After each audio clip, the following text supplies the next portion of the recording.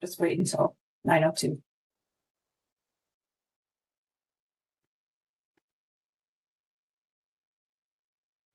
Good morning. I'd like to open the December 12th meeting of the Oregon Climate Action Commission.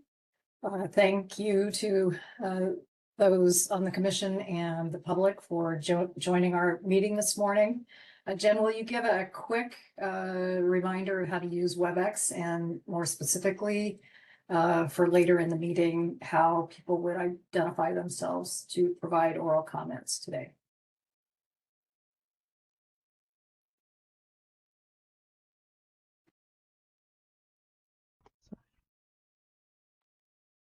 Good morning, everyone, and welcome to those who are new. As always, we will be using WebEx for the meeting. On the left are your audio and video controls. Please keep your microphone muted when you are not speaking, and you may turn on your camera if you're able to. At the bottom of the meeting window, you'll find the reaction such as a hand icon to raise your hand and the option to lower it once done. The chat feature on the right allows you to send messages to everyone. Please keep in mind that the public will be able to see those messages and that the meeting recording will be uploaded to YouTube after the meeting. Thank you. Thank you, Jen. And just another reminder, it can be a little challenging to see all the commissioners. So if for some reason I'm not calling on you and you've had your hand raised, feel free to kind of jump in as well. On our agenda today, first of all, I just want to note that we will be going to 12:30 as shown here. And I think we'll need to expect that. Most of our meetings for the rest of the year will go until 12:30. We've got a lot of work ahead of us in the coming year. So commissioners and the public, if you can kind of anticipate that we'll be going until 12:30 in our meetings. We have posted all of our meetings for the year. There may need to be additions or modifications, but we'll stick to this schedule to the greatest extent possible. Today we have two big topics. First, we're going to hear and discuss the final draft products from two key deliverables the Commission and ODO were charged with by the legislature to help us understand the role of Oregon's natural and working lands in our comprehensive approach to climate action. Really excited to be at this point. We've heard about this work at several meetings in the past, and it's really all come together in a great way. We will also hear from staff at the Oregon Department of Transportation and about some of their efforts focused on climate action, which I'm excited to hear about as well. I know it's been an important topic for commissioners. I wanted to thank those of you that submitted written comments. And as I mentioned, we will take oral public comments following these two agenda items. And then we'll look ahead to future meetings. So with that, I'll turn to commissioner updates, and I'll just kick things off. Since our last meeting, Governor Kotek issued a third climate executive order focused on increasing the pace and scale of Oregon's response to reducing carbon pollution and strengthening grid reliability and energy affordability. It reinforces a lot of what we have heard about a couple of times over the last year on Oregon Department of Energy's energy strategy. And so it's including at our last meeting. So a great opportunity to see, really appreciate the governor's efforts to reinforce that really great work that the department did. I also wanted to recognize Governor Kotek's recently issued prosperity plan and the discussion that was held at the Oregon Business Council's Leadership Summit on Monday. And I'd like to just recognize Mark Brady, if he's on from Business Oregon, to hear a little bit, a quick update on the plan and the Leadership Summit, and any comments you want to share on that. Thank you. Yeah. For those who don't know me, I'm Mark Brady. I'm the Innovation and Entrepreneurship Manager at Business Oregon, state's economic development agency.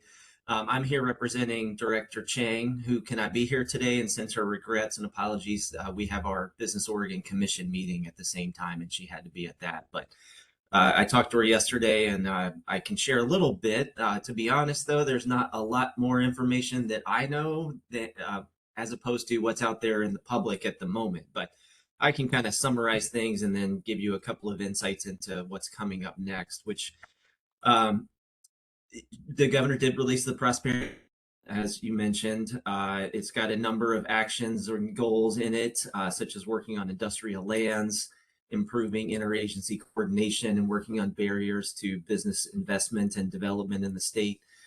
She also announced the creation of a prosperity council and a new position in her office, a chief prosperity officer. And as at the recent business summit I don't even know what day it is anymore. I guess that was Monday. Yeah, that was this week. That was Monday. Wow. She did announce there that she would name the people on the council and the prosperity officer by the end of the month. I have heard a rumor that we would know the prosperity officer sooner, possibly even next week, but that's just second, third hand information. I don't know that for sure. But she did announce at the summit that Curtis Robinhold from the Port of Portland, former governor office chief of staff, will be, and Renee from Ampere Computing will be the co-chairs of that council. So we do know that, and the rest of the members will be named soon. And overall, the goals part of it is focused on improving Oregon's ranking versus other states in various business indicators. The governor named several indicators where Oregon is lagging and set goals of getting into the top 10 ranking nationally on those parameters. A part of the announcement also included a state economic development plan, and it directed Business Oregon to develop that, which was timely because that was actually something that was in a recent strategic plan update that the agency did, that we would work on a state economic development plan. And we've been working on that. The first phase of it was a big listening tour around the state, getting ideas from stakeholders, businesses, partners, local economic development officials, regional economic development districts on what would they like to see in a state plan. So we've been coalescing all of those, what we heard from all of that. And now that the governor announced it as part of the prosperity plan efforts, that effort in our agency is at hyperspeed now in terms of developing the state economic development strategy. So we'll have a lot more to announce on that in January. And that was the last thing that our director, Saporn, wanted me to pass along to you, was that she'd be very interested and happy to come back early in 2026 to give more of a details on our statewide economic development plan as we have those. And then I'm sure by that time, we'll be able to share a lot more on the governor's prosperity plan as well, and alignment between the two. So that's my update, but I'm happy to try to answer any questions if you have any. Thank you, Mark. I really appreciate that overview. It's very exciting to hear, and especially in relationship to one of the two natural and working lands efforts that we've been undertaking, which is a workforce training and development assessment that you'll hear about soon. And I know there is a workforce development training element to the prosperity plan. Given our time, do we have one or two questions about what Mark shared?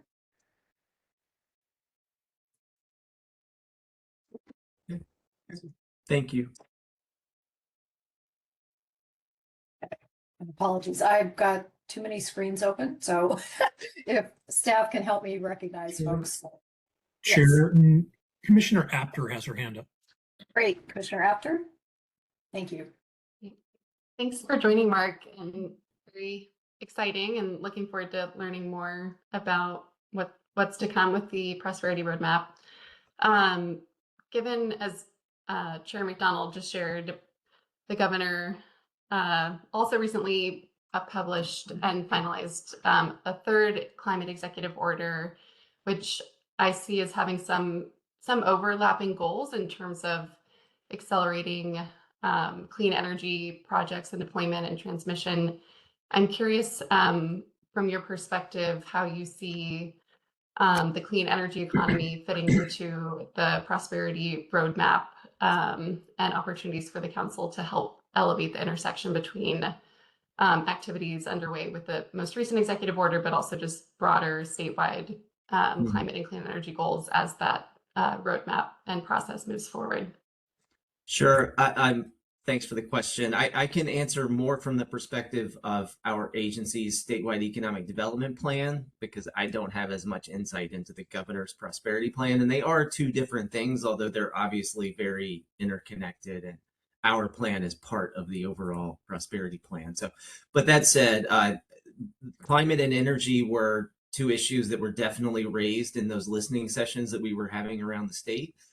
And particularly the energy aspect. And I know that that is part of the process that we're going through with our plan. But as you know, that's not so much under our control in terms of our agency's rules, regulations, powers, whatever you want to call it. So, that's something we're going to have to work with others on as well. But as you said, the governor has highlighted that as an important issue as well. It's called out, I believe, in the press release even. So I'm sure that both issues will be part of it. I think it'll be a little bit, we'll have to bring in others to do work in that area in terms of our agencies, again, our oversight, our area of influence. But as far as the broader prosperity plan, I think we'll have to kind of wait and see. And I would say that in terms of input, I know that we are working on an external advisory committee for our statewide economic development plan. So I'd be happy to suggest if there's someone here who wants me to put their name in the hat. I don't control who gets named to that committee, but I'm happy to put names forward. And then I'm sure there's going to be a process of engagement with the governor's plan as well, but I don't know what that is yet. Commissioner Apter. It looks like we're having some of the commissioners are having some challenges signing on, and I think Jen is working on that now. So apologies to those. And it looks like Jen just sent out a new WebEx link, and hopefully that will solve the challenges. Given the time and how packed the agenda is, I'm gonna ask other commissioners that might have updates to put them in the chat. Or we might be able to come back if it's too complicated to put in writing at the end of the meeting. We may have a little bit of time. So with that, I'll go ahead and turn things over to Liz, who's going to kick us off on the Natural and Working Lands and Natural Climate Solutions deliverable on final draft reports. Awesome. Thank you, Chair. Next slide, please. Good morning, commissioners. We're here again, and the teams are here. The project teams are here for their final time with you. We're working towards finalizing the land-based net carbon inventory and the Natural Climate Solutions Workforce Needs Study to be delivered to the legislature at the end of this month. Last month, you heard draft findings from each of the teams, and today the inventory team will highlight their complete results from the first iteration of Oregon's first inventory, and the workforce project team will highlight some of their main recommendations for how the state can consider bolstering the workforce to increase the pace and scale of natural climate solutions implementation across the state. Next slide. Before we begin, you have seen this slide before, but just wanted to offer a reminder of how the projects fit together and how the inventory will inform the Commission's work to establish a net sequestration goal for Oregon's natural and working lands this spring. HB 3409 laid out work that provides the intersectional programmatic infrastructure to achieve the goals that the Commission will set. The inventory in green, and the metrics work that is beginning now and will continue through June 30, shown in blue, will help the state account for the actions it takes and track progress towards a soon-to-be established goal. And the workforce study helps us understand who will implement the actions to achieve the goal. After we've established this goal, there's potential to study how many workers may be needed to reach it. The inventory and the NCS metrics work establish two fundamental types of greenhouse gas accounting systems and will enable the state to understand if we're increasing removal of carbon from the atmosphere by tracking trends at the landscape scale, and also by tracking specific land management actions over time for the specific natural climate solutions the state is implementing. We're talking in depth about the inventory today, while the metrics team will join the Commission in January to discuss work that Jason and I will talk more in depth about for the process of goal making. The data information from the inventory and the metrics project will help create staff recommendations for you. Next slide. In addition to informing the goal, the commission will set the inventory is helpful in a few ways. They're shown here. We've shown you these slides before. I'll just highlight 2 points that are important, that the inventory tells us about historical trends in emissions and removals. And it again can be used as the basis for projecting future emissions and removals from the land. For example, scenarios considering different land management policies or different land management practices. And of course, at its most basic use, it demonstrates the important role Oregon lands play in greenhouse gas emissions and removals. And it joins the 2 other inventory tools spearheaded by DEQ in order to track greenhouse gases across the state. We flashed this slide, next slide, last month as well. HB 3409 sets up cross-agency structure. We mentioned advisory committee, working with the agencies, setting up a process with tribes, and a public webinar. This is a summary of those engagements to date, and wanted to share because we have the newest edition, which includes the public webinar, which we held last Friday. And we will put the link to the webinar recording in the chat if anyone is interested. It was well received. Next slide. Following those engagements with groups and individuals and the agencies and the advisory committee, the team reviewed over 30 state-level data sets to determine whether the information could be used in the inventory. Appendix D in the report contains a list of data reviewed and what improvements could be made to the data set for possible future inclusion in the inventory. While this report will be delivered and soon finished, we will always invite new data sets for review since this work is ongoing. Next slide. And just to keep in mind, while the project team is talking, that lands may emit greenhouse gases through natural processes. And lands can produce net greenhouse gas emissions, but store additional carbon every year. For example, methane that wetlands emit may overwhelm the carbon dioxide that the plants are removing. That results in the characterization as a net emitter, but there is usually still carbon that accumulates every year in wetland soils. Relatedly, lands contain carbon stocks, and protecting those stocks is critical. If they're not protected, they can become emissions.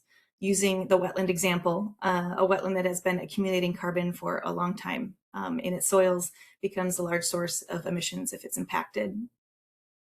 Lastly, the inventory focuses on emissions and removals. The team will talk less about carbon stocks today, but there's more detail on carbon stocks included in the report in the results section.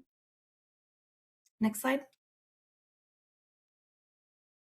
So with that, I'd like to invite Katie Goldman from Greenhouse Gas Management Institute to begin the presentation. And my colleague, Jason Sauer, will end the presentation with some initial thoughts about what we have learned before we move into discussion. Next slide.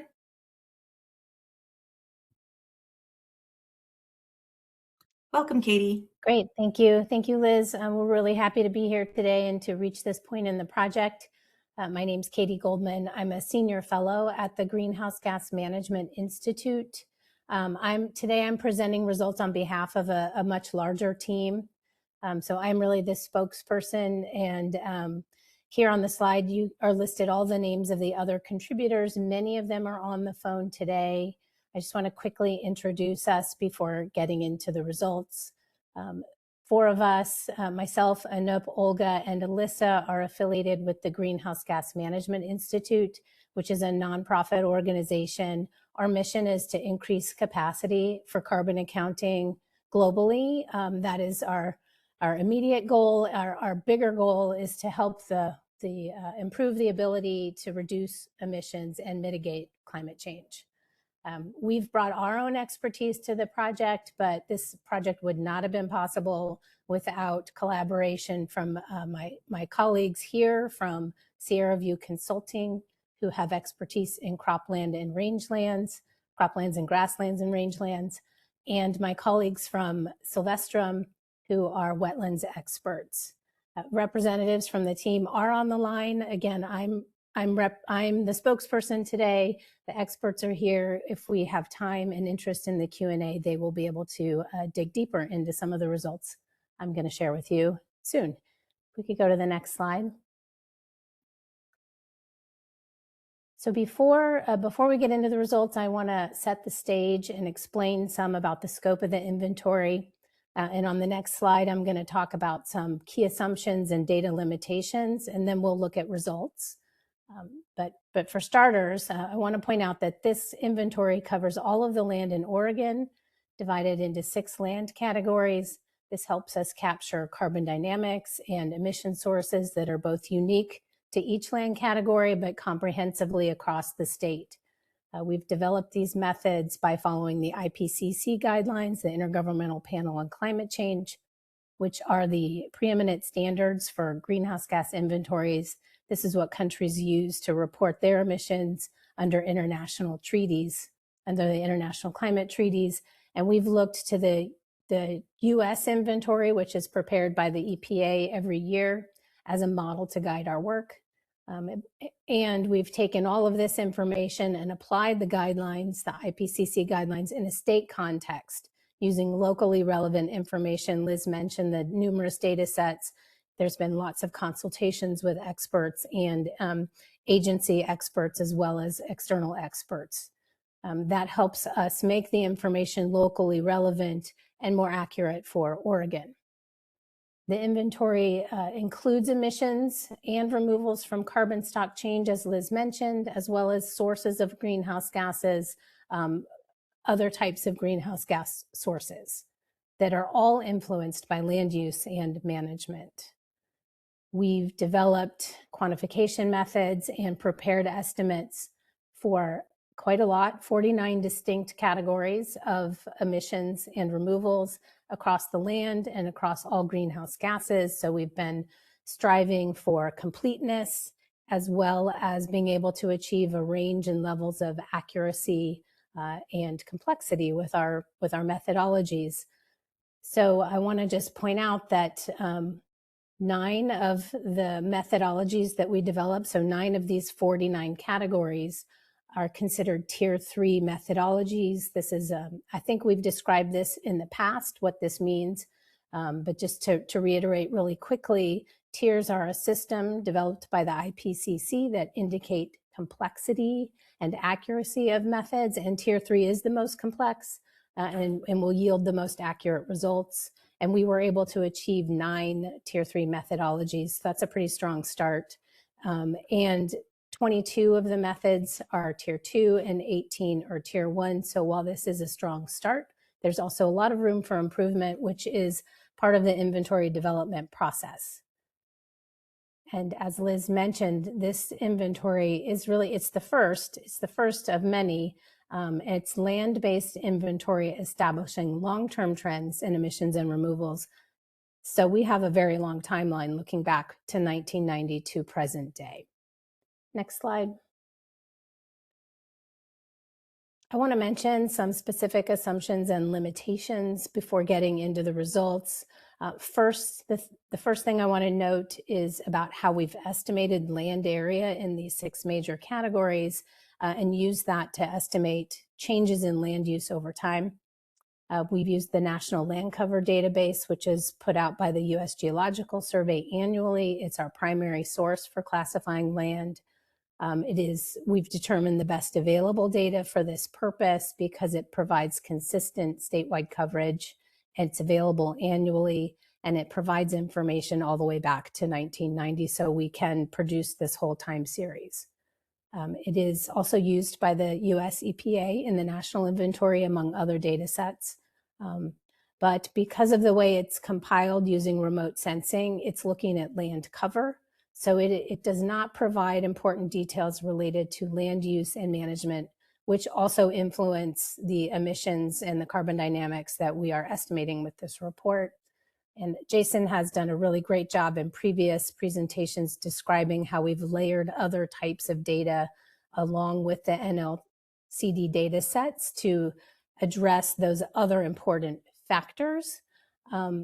So I'm not going to get into that here, but I do want to point out something new that we didn't share last time, which is that we found that the annual data from NLCD has a tendency to mistake some temporary land cover changes for permanent changes. And in particular, we've noted that many incidences of recently harvested forest land appear as grassland in the land cover data when in fact they are forest land and eventually will regain their forest cover.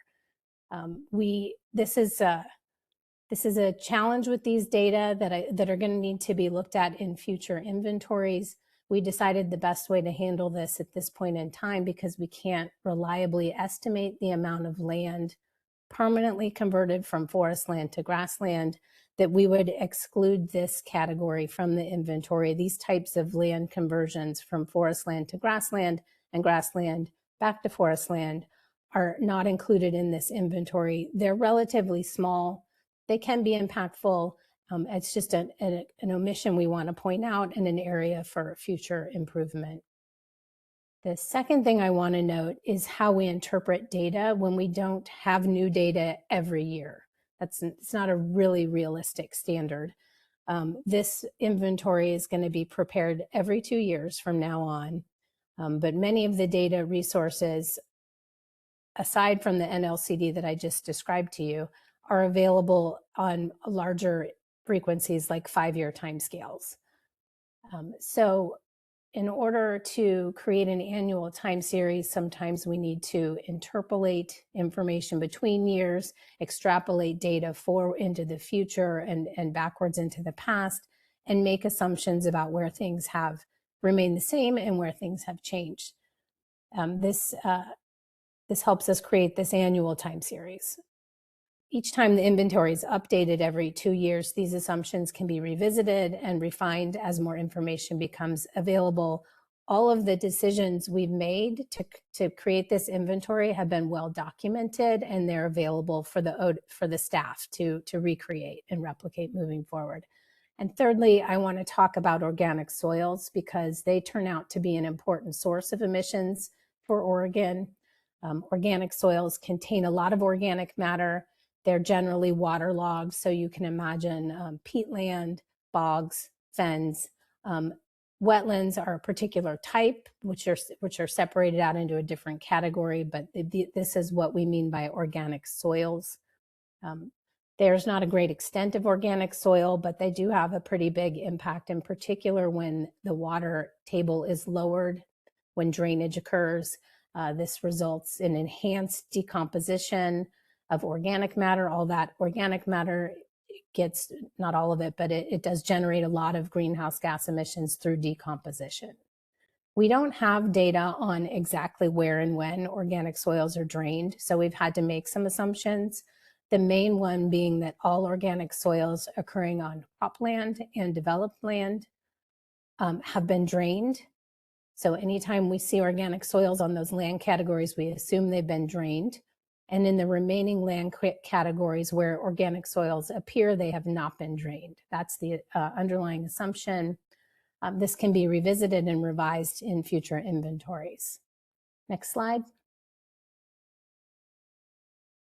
So now we can start talking about results. This data shows a snapshot of land cover and land cover change in your state. You've seen this particular slide before. We want to remind you of a few things. First of all, grassland is the largest category, and by the way, grasslands include rangelands, so grasslands and rangelands are the largest category, followed by forest lands, and then smaller categories include croplands, wetlands, and developed land. The area of land in these categories from 1990 to 2024 remains relatively stable over time. So that means the results you see are largely driven by that stable land. We call it land remaining in land. It's a little bit of a mouthful, but I think you're getting used to it. There are some slight increases and decreases over time, which you can see in the bar graphs. So there's a little more grassland, a little less cropland, a drop in wetlands, and an increase in developed land. They appear small on this chart. The complicated figure that's an inlay up in the upper corner here above the bars is meant to illustrate a point, which is we've tracked specific land use transitions at 5-year intervals over time in this analysis. We're not showing you that, but it's important to know. So we know how much land was transitioning between these different land categories, and we've used appropriate methods for each of those circumstances. Last time we presented our results to you, we presented the land remaining inland category because that's what we had available at the time. And as I mentioned, they do drive most of the trends we'll see. These results I'm about to show you include land remaining in categories and those land conversions. They've also undergone QA/QC procedures, so we are now sharing final results with you. Okay, let's move on. Next slide, please. So this figure encompasses a lot of information. It covers the entire inventory. It may look familiar. We showed you a similar figure last time. This one has the final numbers. So this shows emissions and removals by land category over time. And it includes those stable lands and land transitions. I want to remind you that the positive numbers above the 0 line are emissions and the negative numbers are removals. Each color bar shows the total emissions and removals summed up for a land category for each of those major land categories. And also we've separated out biomass burning because it covers both grassland and forest land. The overall trends statewide have not changed since we showed you this the first time. More carbon dioxide is removed from the atmosphere and stored in biological carbon pools than the amount of carbon dioxide, methane, and nitrous oxide emitted overall. That removal, that sink, is driven by carbon dynamics from forests and harvested wood products, which is that gray bar there, as well as grassland, which is the peach color. Another important trend to note is this: while there are net removals year over year, they have been decreasing from about 95 million metric tons in the beginning of the time series in 1990 to about 50 million metric tons today. Another important thing to note, and we'll say more about later, is that biomass burning in red. It really pops out, maybe because it's in red, that the biomass burning is increasing in frequency and amount of emissions over time. This is due to drier, hotter, longer fire seasons exacerbated by climate change. Next slide, please.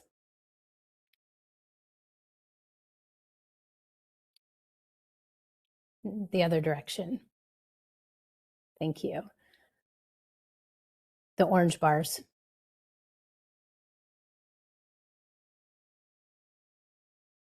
And I need 2 slides. Please go forward by 2 slides. That's it. Perfect. This shows emissions and removals in a slightly different way.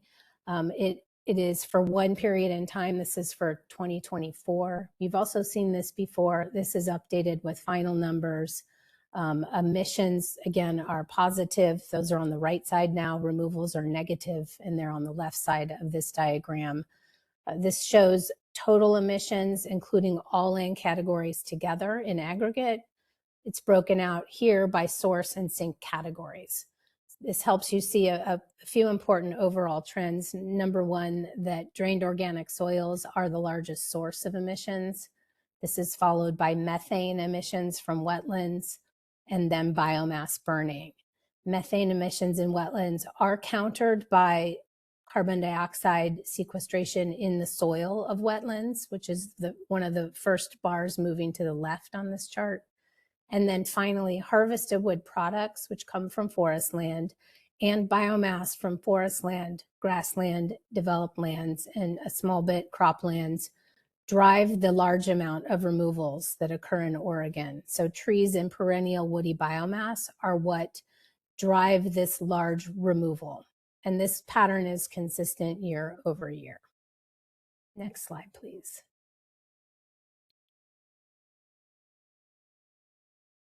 Okay, now it's time to move into land category specific results. We'll start with forest lands. I'm going to be highlighting some of the key trends. We don't have enough time to go into all of the results. And like I said, we're starting with forest land. This is an updated figure from our last presentation. It includes forest land, remaining forest land, and land converted to forest land. But the trends are pretty much the same as what you saw last time. They're primarily driven by forest land, remaining as forest land. I want to note a couple things about the figure. The blue bars show carbon sequestration sequestered and stored in forest biomass in forest land, remaining forest land. The carbon dioxide removal from forest, remaining forest land did drop from 80 million metric tons to 50 million metric tons. The orange bar, and over the time series, the orange bars show carbon that is removed and stored in harvested wood products. And the other categories are relatively small. Next slide, please.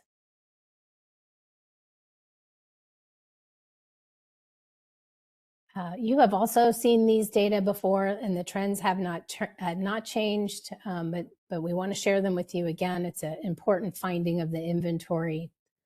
The two figures here are showing the extent of wildfires occurring on grassland, so the area impacted, that's in the top slide, or the top figure, as well as the resulting emissions, and that's on the bottom figure. This is what the figures cover: wildfires only. You can see that wildfire emissions have increased more than tenfold from 1990 to 2024. And forest land, which is the darker bar on the lower graph, dominate total emissions. And this is because they contain a lot of biomass. And when biomass burns, that generates the emissions. The trend here of increasing frequency and emissions reflects warmer, drier conditions, increased fuel loads as well. And this has led to more frequent and intense fires. Keeping in mind, wildfire emissions effectively reverse this large carbon removal that occurs in Oregon in forest growth, from forest growth and management. So years with major fires will often correspond with a reduction in the forest carbon sink, which is accounted for in the forest carbon stock change methods. We've also estimated emissions from prescribed burns, which are used to manage forests, and those are relatively small compared to wildfire emissions. Next slide, please. We're switching to cropland emissions now, emissions and removals. First, with this slide, we simply want to remind you that the methodology was in depth. It involved multiple tiers, compilation of data county by county. The estimates cover these crops and these crop rotations shown on this figure. More detailed information on the methodology is in the results appendix of the report. So let's move to some results from this analysis. On the next slide, please.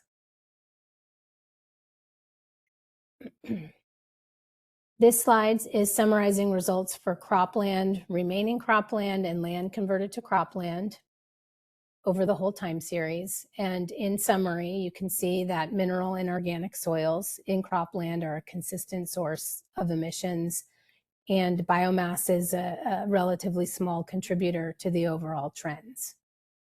Emissions in drained organic soils, which I emphasized earlier, is relatively substantial, but they have decreased somewhat from 1990 to present day.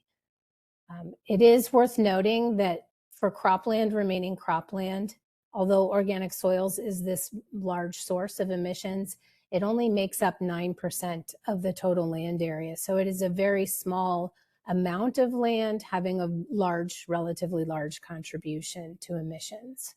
Most of the cropland areas with drained organic soils occur in the Willamette Valley region at about 25% of the organic soils in cropland. The next place where there's the most organic soil would be the Klamath Mountain region, but it's only 9%. So there's a large amount in the Willamette Valley, hopefully I'm saying that correctly, followed by smaller amounts in the other parts of the state. Emissions from mineral soils, which are the purple bar, show more variability over the time series, and this is related to weather and other climate variability, weather variability, I should say, and the emissions from mineral soils have decreased slightly over this time period. And finally, biomass, cropland biomass, which is from Christmas trees, pear orchards, vineyards. They're neither a significant source of emissions or removals really over the inventory period. Next slide, please. We're going to talk about grasslands now. And first I want to point out a few things about the data. The way the National Land Classification Database defines grasslands, that category includes rangelands and shrub steppe ecosystems. So just keep in mind, it's a pretty broad ecosystem. I've lost the slides, but I'm going to keep talking. The inventory does not calculate emissions and removals based on rangeland condition. We know that rangelands are experiencing declining conditions, and it's something that could be explored in the future, how you would incorporate that into this methodology, but this does not include those types of factors. And as a reminder, these results also don't include the impact of forest land being converted to grasslands. But that said, according to our results, grasslands typically function as a net carbon sink, with a lot of variability occurring over the time series. And this variability could be driven by precipitation patterns, with drought years reducing carbon accumulation and wetter years enhancing it. Mineral soils in these grasslands are consistent. They consistently sequester carbon over time, except in the case where where conversions to grassland occur, and sometimes that results in carbon losses. Next slide, please. Let's talk about developed land. Developed land in Oregon acts as both a source and a sink of emissions. Urban trees in particular remove carbon dioxide from the atmosphere. And this figure, that's why we've included this figure, which is only showing you data about urban trees. This figure shows a breakdown of carbon sequestered in urban trees by development intensity. And you'll see that low intensity developed land and open space is where most of the urban tree carbon sequestration occurs. The amount of carbon that is sequestered and stored in urban trees has increased slightly, somewhat over time. It reflects the expansion of developed areas. And emissions from drained organic soils, which are not shown on this graph, but are represented in the table, override the benefits of the carbon sequestration in urban trees. Next slide, please. We're going to finish up with some data on wetlands. And to start, I want to mention that the inventory looks at wetlands separately in two quite broad categories, coastal wetlands and inland wetlands. First, we're looking at results from coastal wetlands. And the area of coastal wetlands is much smaller than inland wetlands. So as a result, and for other reasons, but as a result, emissions and removals are also much, much smaller. Coastal wetlands overall are a net source of emissions over the entire time series.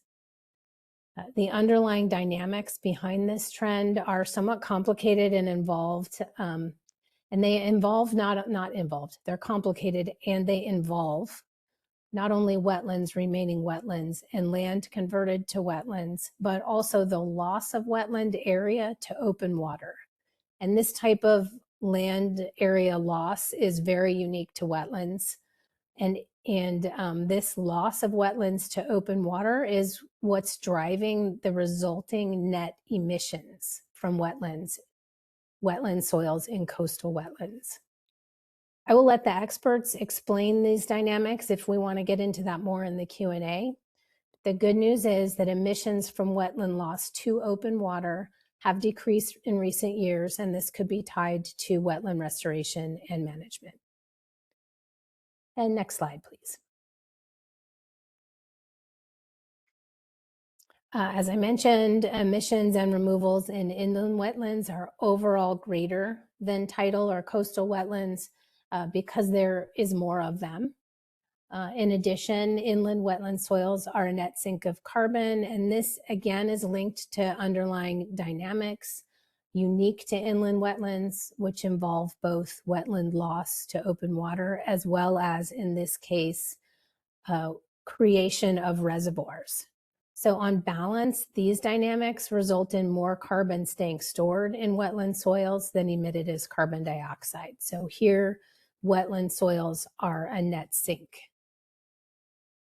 Methane emissions remain, again, are relatively high and constant over the time series. And we can get into this with the experts on the call in more depth in Q&A if there's interest.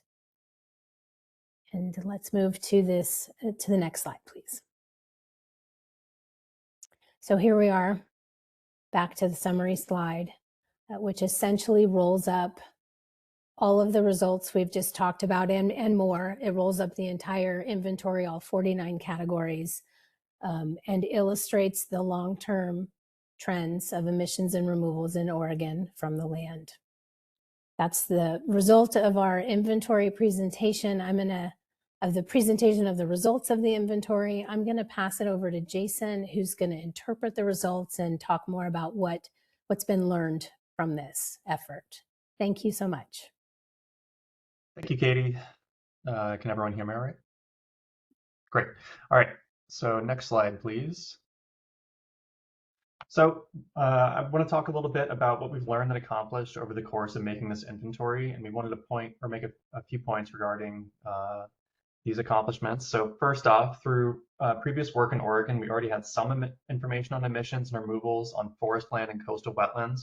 But through this work, we now have information relative to the rest of the land categories of the state, regardless of ownership and management. And we've also expanded our understanding of coastal wetlands through this work. We don't yet have all the answers to the questions raised by the inventory results. Some of that expertise actually lies with our partner agencies, but we offer some initial thoughts. First, land use in Oregon has stayed relatively consistent over the last 35 years, which is in large part due to Oregon's unique land use system. Even so, change has occurred. Continued protection of Oregon's unique land use laws could be an important climate mitigation strategy into the future, as it's keeping emissions from changing land categories relatively low compared with other states. Second, acres impacted by wildfire across many land categories have increased substantially over the inventory period. This has affected above ground carbon stores most notably, but when fires are severe enough, they can actually reduce carbon stored in soils as well. It is important to continue efforts to reduce the scale and intensity of catastrophic wildfire in the state. Third, though this presentation was mostly concerned with emissions and removals, it is important to also consider the protection of carbon that is already being stored in the land. If this carbon is not protected and is disturbed, it can be converted to emissions. More information on carbon stocks can be found in the inventory report. Next slide, please. We also wanted to make a few final points for each of the land categories. 3 of them you can see here, and starting with forest. So Oregon forests contribute substantially to the state's net carbon removal. Forests of the Pacific Northwest have the highest carbon stores and rates of removal in the nation. Douglas fir contributes the most to removals in forests in Oregon, in part due to its large aerial extent in the state, but it's not the only important species or forest type group. The inventory highlights the need to protect existing stocks and manage our working forests in ways that increase net sequestration, especially where that helps us achieve other state, environmental, and industry goals. Stocks that are disturbed become emissions, and that sets us back. The decline in contribution of Oregon's forests over the inventory period raises significant concerns and questions. Katie spoke about some potential sources of decline during her presentation, including the inaccuracy of some of the data from this period, which we plan to investigate. Furthermore, the Department of Forestry is nearly finished with a new assessment of forest carbon using somewhat different methods from what we used here, and we'll be working with them closely for future inventory improvements and to understand the trends we are seeing between our inventories. In cropland, cropland is currently a source of emissions due largely to emissions from drained organic soils. This aligns with what we know about how Oregon was settled. And much of Oregon's land, not just lands currently used for agriculture, were once drained to create productive soil conditions or developable land.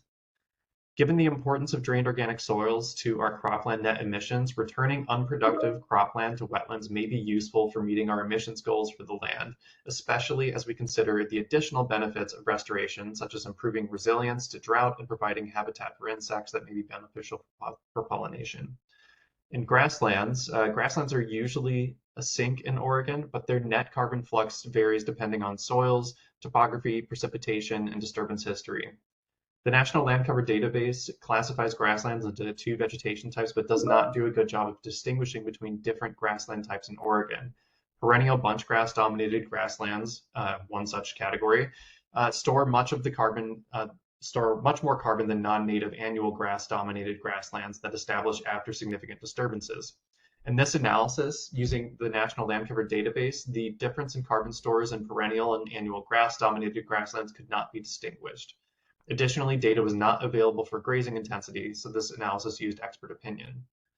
Better mapping and research are critical for characterizing grassland, which covers a large area of Oregon, as you've seen, to approach our desired level of estimate accuracy. Specifically, we would be interested in incorporating data on rangeland health and disturbance history into our estimates of carbon sequestration and storage. Next slide, please.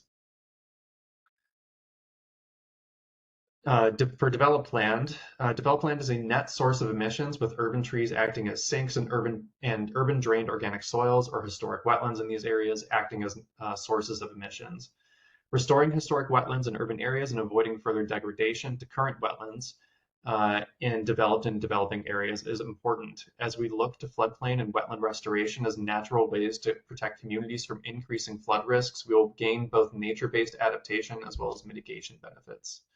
Similarly, urban tree canopy offers both mitigation and adaptation benefits. For example, tree canopy may reduce energy demand for heating and cooling under changing Oregon climates. Urban tree expansion or urban afforestation is also a promising area for meeting nature-based resilience, equity, adaptation, and mitigation goals. For wetlands, overall wetlands are reported as an emissions source, although it is a small source related or relative to other land categories. And the story is also very complex. In coastal wetlands, for example, restored and tidally connected wetlands are a sink, but conversely, historic coastal wetlands, often behind dikes and disconnected from tidal flows, are a net source of emissions.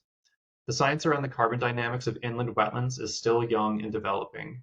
New research on inland wetlands is coming out of the University of Washington, which will help us better identify inland wetland areas and understand their carbon dynamics. And importantly, we know that net emissions from wetlands are dominated by the contributions of methane, which is a more potent greenhouse gas than carbon dioxide. However, wetlands still sequester and store carbon even while emitting methane. Wetlands add carbon to their soils every year and in a relatively small spatial extent compared to other lands. Their protection and restoration, even with natural methane emissions, is critical to avoid losing carbon stocks and generating more emissions while providing other benefits to climate adaptation and resilience. And finally, for biomass burning, wildfires have been increasing in frequency and area in forests and grasslands in Oregon. The amount of emissions they create depends heavily on the type of land or vegetation being burned, with forest burning resulting in high emissions. Fuel reduction activities may result in the loss of biomass and dead organic matter in the short term, but may result in additional storage in forests in the long term if these actions prevent large wildfires. Also, wildfires interact with other stressors on the land, like non-native grasses, to reduce carbon stores even after grass returns to the land. There are recent studies in Oregon on this dynamic and therefore opportunities to foster collaboration with Oregon researchers and practitioners to better protect and restore carbon in Oregon's lands. And with that, we end today's presentations. Thank you again to the project team for your time to work on this. And I'll hand it back over to Liz. Thanks, Jason. Oh. Yes, Kathy. Second, I noticed that Garrett Martin is in the other attendees group, and it would be great, Jen, if you could elevate Garrett to a panelist. And if there are any other commissioners that are in that other attendee group, just by telephone number, if you could let Jen know so she can elevate you so you can participate in the discussion. Good catch, Chair. I was just going to say thanks, Jason, and thanks, project team. The data is really rich, and every time we're reading it, looking it over, talking more with project team, talking with partner agencies, which we will continue doing because they're just beginning to look at this information. New takeaways emerge. So just that was a first flash of our initial thoughts and takeaways. And Jason, thank you so much for summarizing it so well.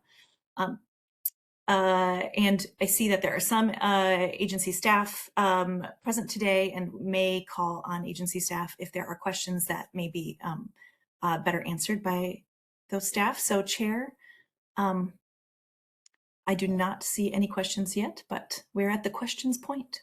Oh, Commissioner Wojciechowski. Thank you. Commissioner, welcome. Hi, thank you. Great presentation. I really appreciated, Jason, the summary of the so what, what can we actually do with this information to help us increase the storage of carbon on the landscape.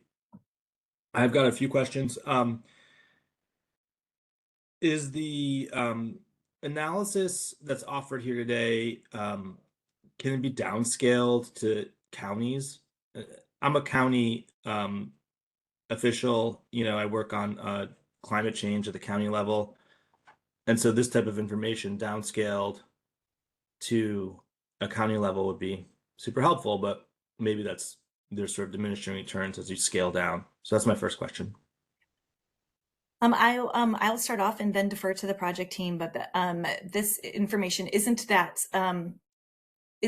it doesn't scale down that well because some of the data comes in at the, if it's not spatial and it's tabular, and then it's used in our methodologies, and we don't necessarily have a great way of doing it to county, although it is possible to do so by different spatial segments like ecoregion for at least some land categories or forest type in the forest sector. I know Cropland specifically gathered some information at the county level. So I will stop talking now and ask the project team. Add, I think some of the work could be applied at the county level, and and you could use the approach that was taken, which is consistent with national and global standards. So the pathway might be easier to follow given the work that's been done. Project team. Yes, please, project team, would you like to respond? I mean, I can just start off, but I think you've addressed it really well. I mean, there are some cases where data was compiled at the county level. That would tend to be a tier 3 type approach. So as you evolve and improve the inventory, you can look for more opportunities. That requires really specific information, which can be hard to find. But now that you know where to look, I think that you could move the inventory in that direction. There is county level data on croplands, as was already mentioned. But that's probably the only place where we could disaggregate to that level. I guess another point I want to make is some of the factors, the data that go into quantifying emissions overall could be more applicable at the county level. So you can look at the inputs to the analysis that will still be informative, but won't give you a number for your county, but it'll tell you, relatively speaking, does my county have a higher emission factor, so emissions per unit area, than another county. So that type of data could be pieced out from there, parceled out. And then just one other question. I think maybe this was getting hinted at already, but it seems like different forest types have different amount of value in terms of carbon sequestration. And maybe if you could just talk about that a little bit more. And then also, I remember reading a study a number of years ago from Eco Northwest and maybe the University of Washington as well that looked at ways to increase carbon sequestration in Western Cascadia forests. And a lot of that had to do with lengthening rotation cycles. So, going from a 30 or 40-year cycle to like a 75-year cycle with an, a mid-cycle thinning, and then reducing the amount of acres that are clear cut at any given point. And that would, increase both the board feet and the carbon sequestration, which I thought was really interesting result from that analysis. So yeah, when we look at forests, this looks like an Eastern Oregon forest here, or middle of the state kind of forest. How does that compare with Western state, kind of coastal forest, and then what are those strategies and to increase sequestration on forest land, and do they vary between forest types? A lot of questions. I guess that was 3 questions. I mean, I think I can get us started on that. We did consider sharing a slide that does show the breakdown by forest type, and it is in the inventory. So you can look into the inventory results. Jason's pointing to the specific table that presents the carbon stocks by forest type group, but also we have results by group. And I can say that Douglas fir is the biggest driver of the carbon sequestration. It, I understand, is a very large amount of the forest area, and it has been planted over time. So it's maybe larger than it was in the past, a larger area. That is where most of the reductions are coming from, but not all of them. The rate of accumulation does vary by the type of forest. As far as the strategies for enhancing that, I think that goes beyond what we've done here, but is something certainly forestry experts can speak to, and is something you want to consider in your next steps moving forward. And we would hope to figure out, we would hope to see that reflected in future inventories if changes in management were incentivized. I don't know if anybody. I would like to offer. Oh, sorry. Go ahead, Commissioner. Oh, sorry. Yeah, No, I wouldn't want people to say like, oh, cool, like Doug fir sequesters a lot of carbon.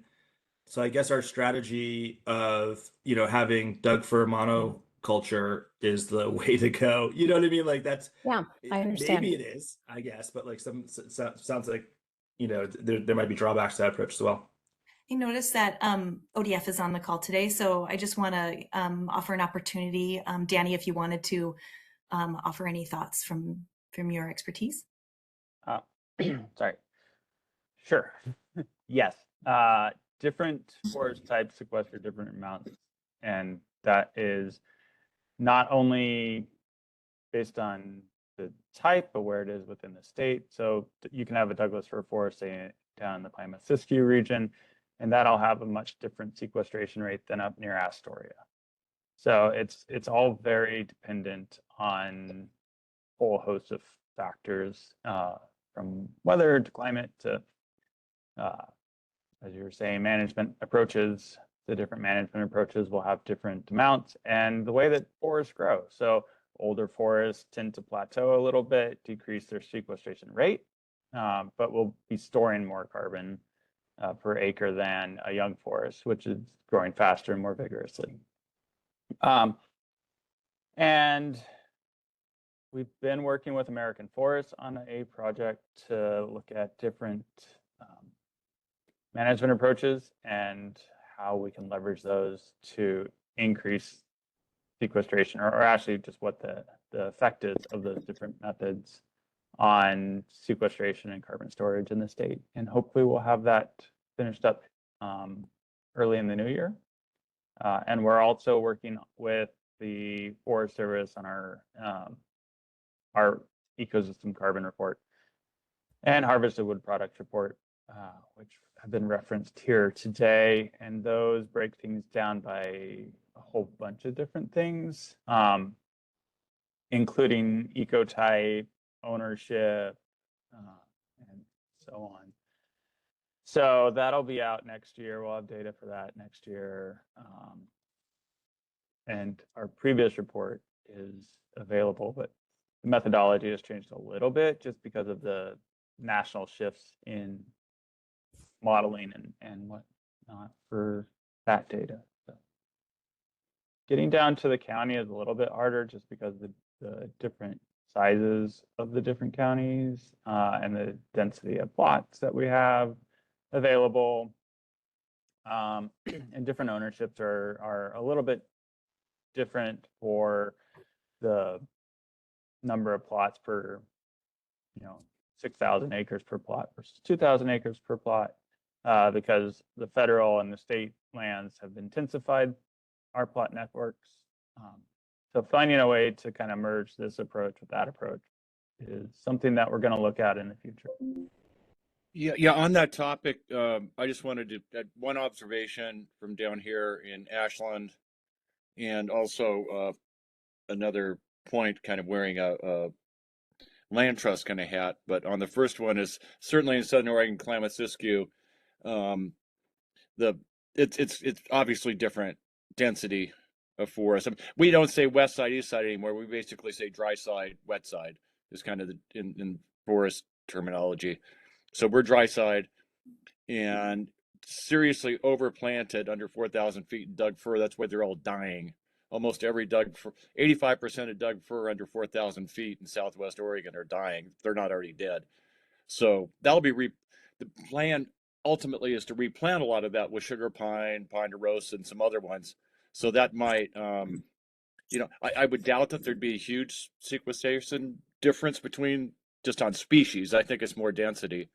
And the other part, and this is kind of something we should look into, is, Pacific Forest Trust down in California has been working with the California climate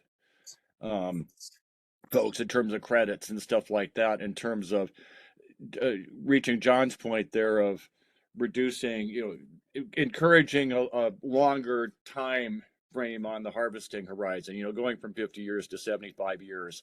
And they're getting carbon credit down there through the land trust actions. So that's just another action that we might want to look in that could benefit sort of everybody down here, both industry and achieve some more climate goals. So anyway, that's it. I'd like to make a point as well, if I may.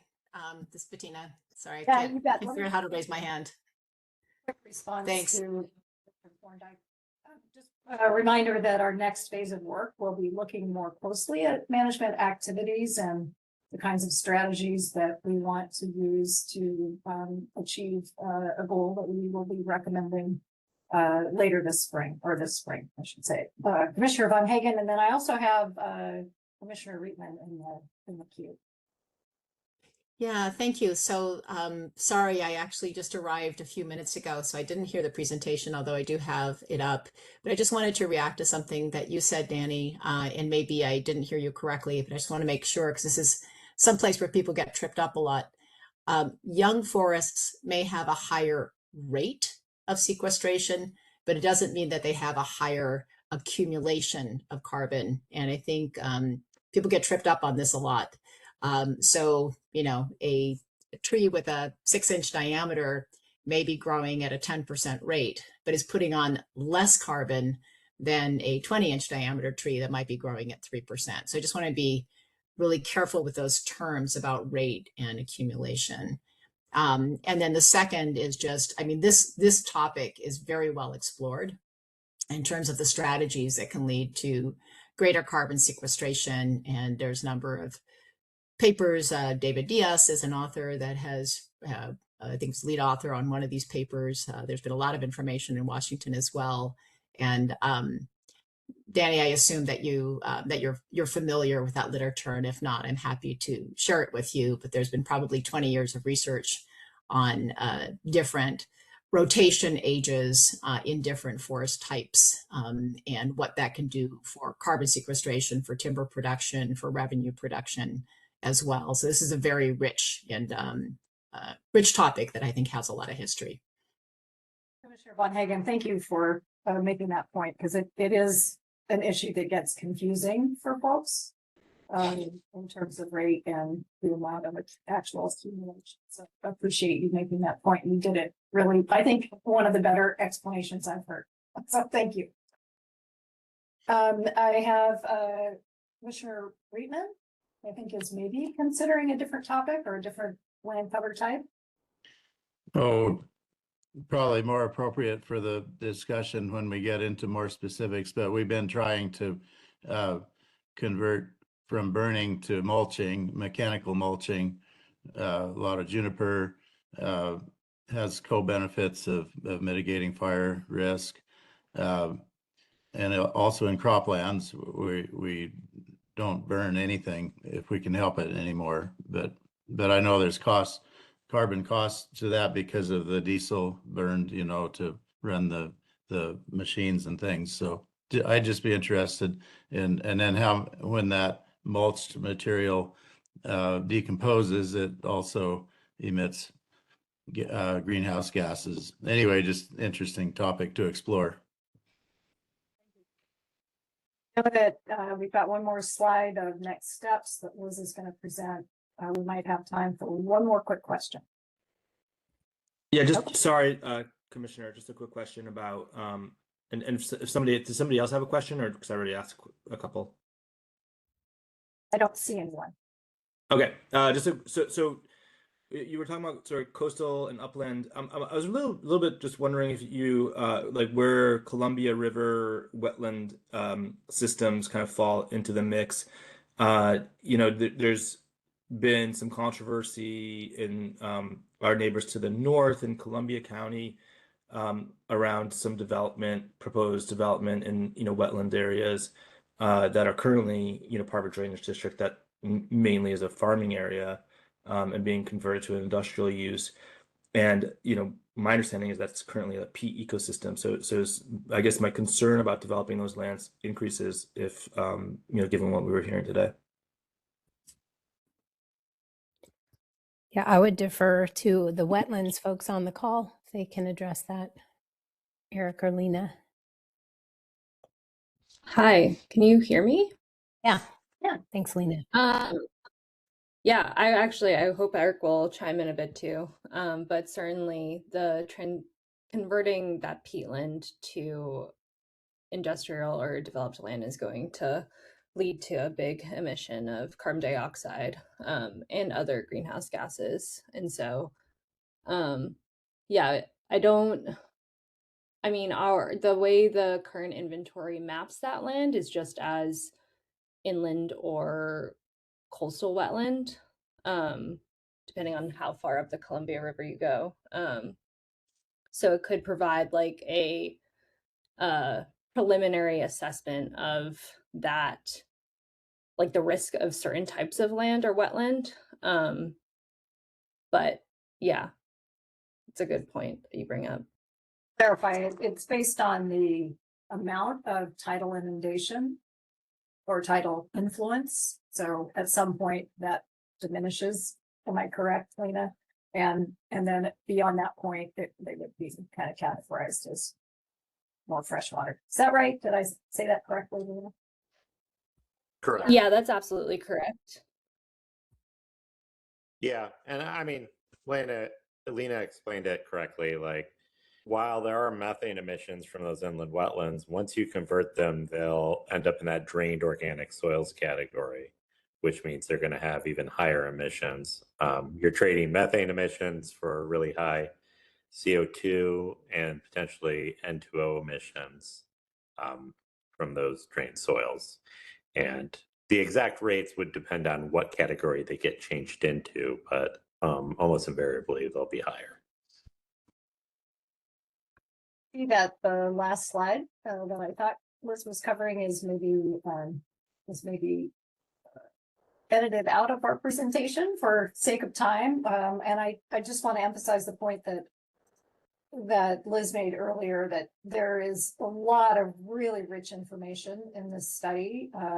You can see breakdowns by ecoregion in addition to forest type, for example, and just all sorts of additional pieces of information. So if you haven't had a chance to do more than glance at the inventory, and you have additional interests, it's a great resource, and I encourage you to go take a look at it.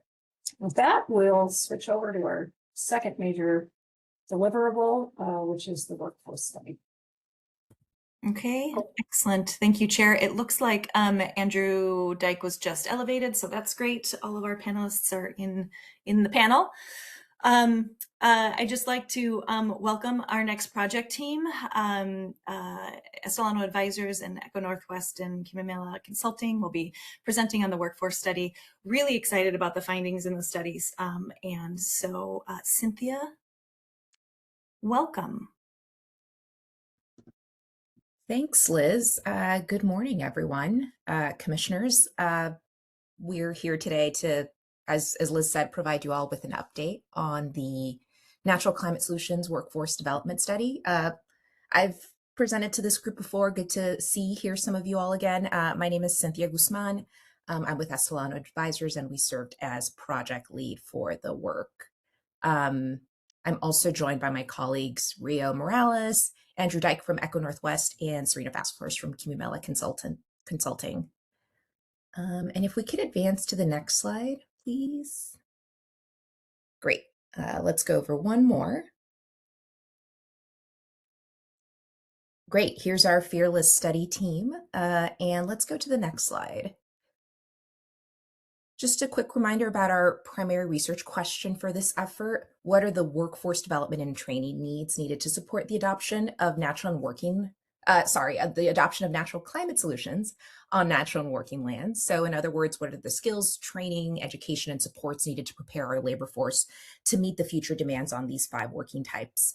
As I think we've mentioned before, it is a first of its kind cross-sector natural climate solution study here in the state of Oregon.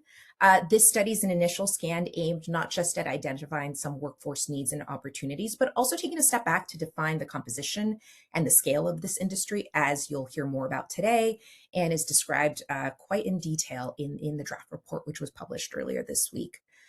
These recommendations that are described in the report are intended to serve as a platform or a roadmap for ongoing collaboration between state agencies and other partners, including tribes, training providers, contractors, educational institutions, et cetera, et cetera. Next slide, please. So here's some of the sub-questions we sought to answer in this report. I talked about scale and composition. These are important to understanding the sector. This report details some key characteristics such as number of workers, industry employment, et cetera, et cetera. You'll hear a bit more about that from Andrew today. Next, we have to define what occupations fall under natural climate solutions. This isn't a strictly defined sector, so we've had to do some original analysis to define what comprises the occupations in these sectors. We'll do a deeper dive on some of these occupations in occupational profiles, which are will be included in the final work. Next, we did do a scan of training programs and develop program profiles for each. My colleague Rio will share on those today. And lastly, the last question is really, how robust is this sector? And for purposes of this study, we took a SWOT analysis approach to determine some of the challenges, needs, or gaps that may hinder the sector from helping to achieve the state's climate challenges. We'll share some preliminary, we'll share some findings today and also some recommendations to address that as part of this presentation. Next slide, please. So this report contains recommendations that we can take to ensure that NCS jobs are quality jobs. We use that term a fair amount. Our definition of quality jobs is informed by the work of Jobs to the Future. So here's something that they've developed that defines what a quality job is. Our study doesn't make recommendations across every element listed here, but we will have insights on items like compensation and advancement, transparent career pathways, which is highlighted in green there on the slide, is a really big one. Ideally, job seekers can come into the industry with an understanding of their potential pathways for advancement and knowledge and access to additional training to do so. So that's a really important element, and the study itself contains some a visual that you could refer to that speaks to that. So at this point, I will turn it over to Andrew to take us through the assessment of the NCS workforce. Yep, thank you, Cynthia. Yes, so I'm Andrew Dyke from Echo Northwest. I think many or all of you have heard me present on sort of a similar set of slides. Just wanted to reiterate some of the key takeaways from our piece of the work and highlight some components of that do feed into the needs assessment, the assessment of training pathways, and ultimately the recommendations. And we can move to the next slide here. So again, I think you've seen a version of this, but just the key takeaways from this study, which really was sort of a new approach for Oregon, which hasn't really tried to characterize the size and scale of NCS workforce within the state.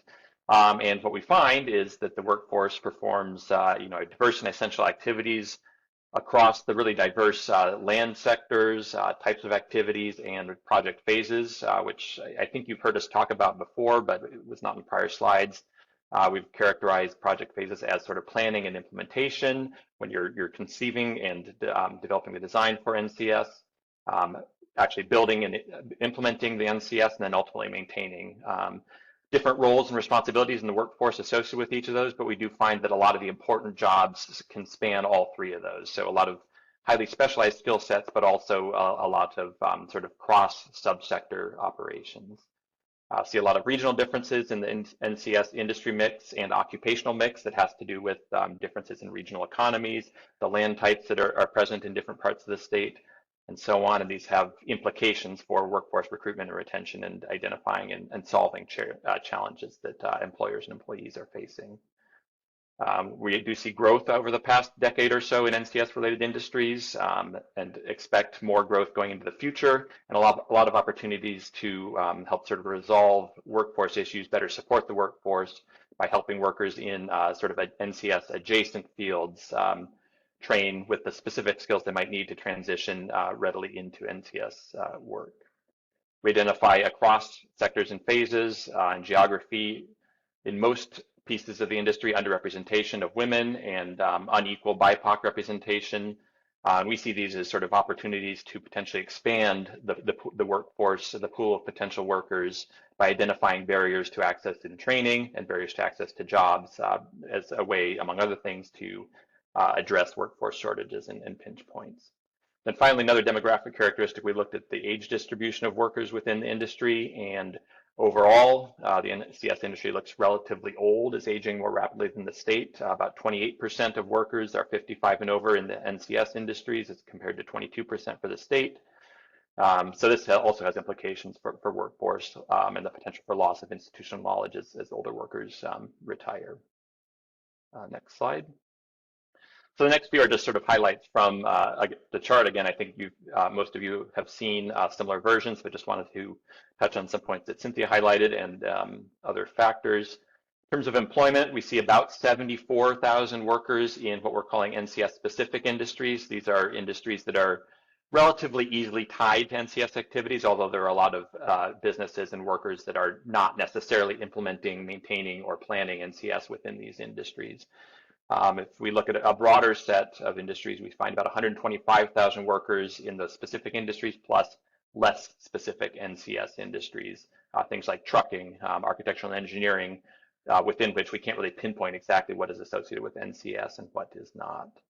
In terms of who's doing the work, not too surprisingly, perhaps, most of the workers are in the private sector, although the public sector plays a big role in some of the subsectors. Also, within certain subsectors of NCS, we see a heavy reliance on non-employers. These are independent contractors, self-employed individuals that are not as well captured in the data, but important to recognize because there's a sort of a different set of sort of workforce challenges associated with that group as well. Next slide.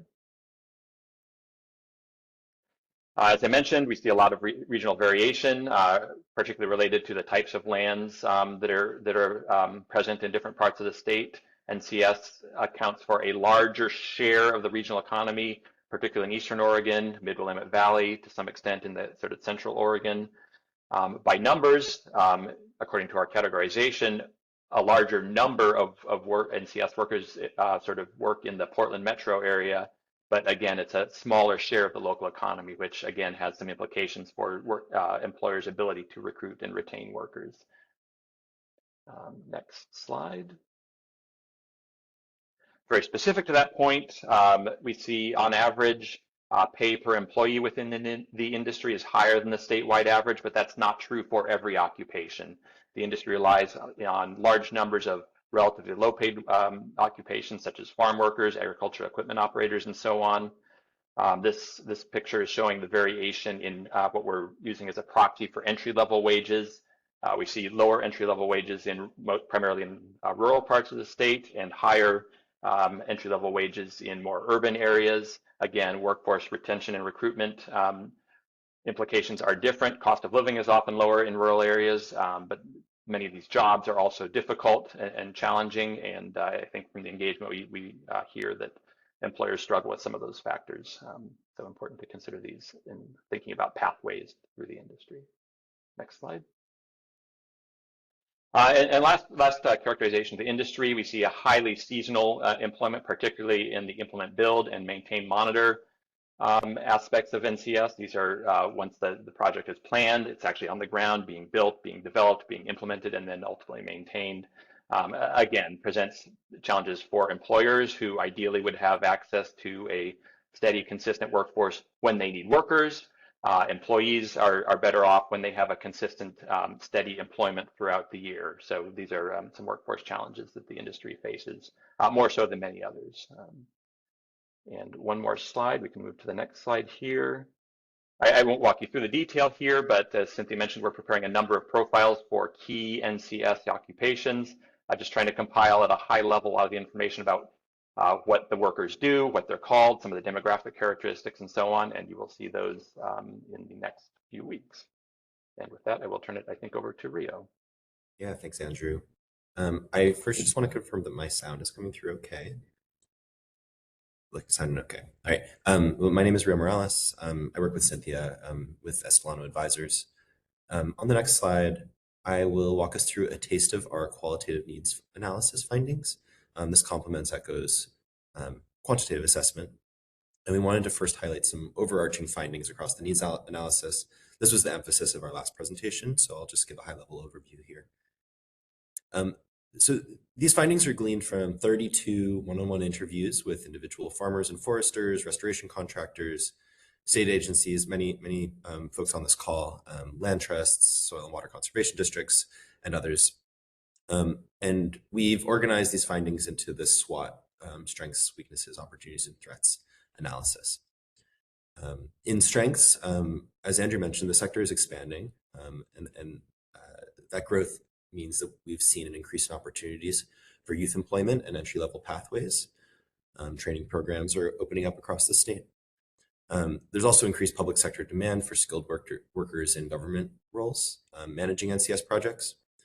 But significant barriers remain, including limited community infrastructure to meet basic needs to support job seekers, particularly in rural areas where many projects occur.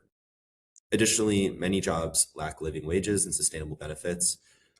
We refer to that as low-road jobs, namely it's these positions on restoration crews across the state. Around opportunities, although the workforce isn't quite in place, there is high demand in rural areas for restoration work, and there's a growing interest among young people in entering NCS careers, a lot of excitement there. There's clear opportunities to build clearer career ladders in project management, technical specialization, and in leadership roles in restoration work. And under threats, in NCS fields, public funding is the primary driver of the sector, and inconsistent federal funding, as well as federal immigration actions in a largely immigrant workforce here, are disrupting opportunities to plan for the workforce that's needed in this area. You can go to the next slide.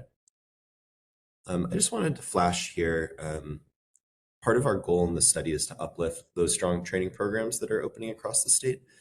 A lot of these do exist and they're doing really well.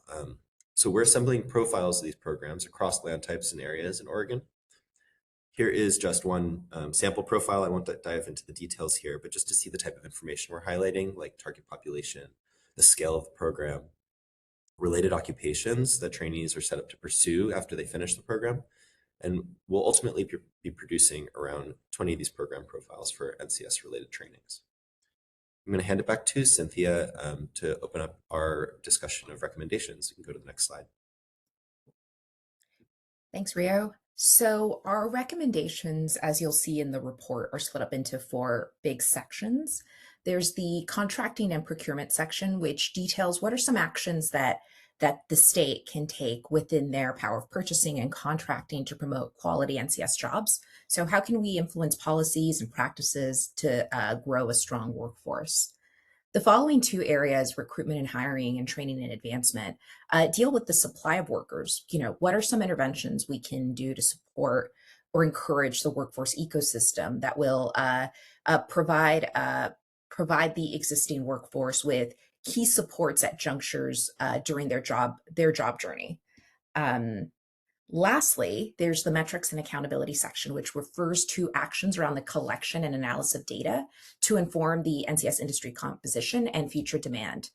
These are drafted in the spirit of you can't improve what you cannot measure, and we strongly recommend that we continue to track progress on this sector over time, not just to ensure that we have the workforce in place to address the very real challenges being presented by climate change, but also to invest in stabilized communities. We really see this as not just a way to address the challenges posed by climate change, but also as an economic development strategy, which we believe is really important. And as I said earlier, these recommendations are really intended to serve as a platform or a roadmap for ongoing collaboration within the state, but not exclusively. As I said before, a functioning workforce ecosystem really requires collaboration between the state, tribal nations, tribal-related organizations, training providers, contractors, educational institutions, etc. Next slide.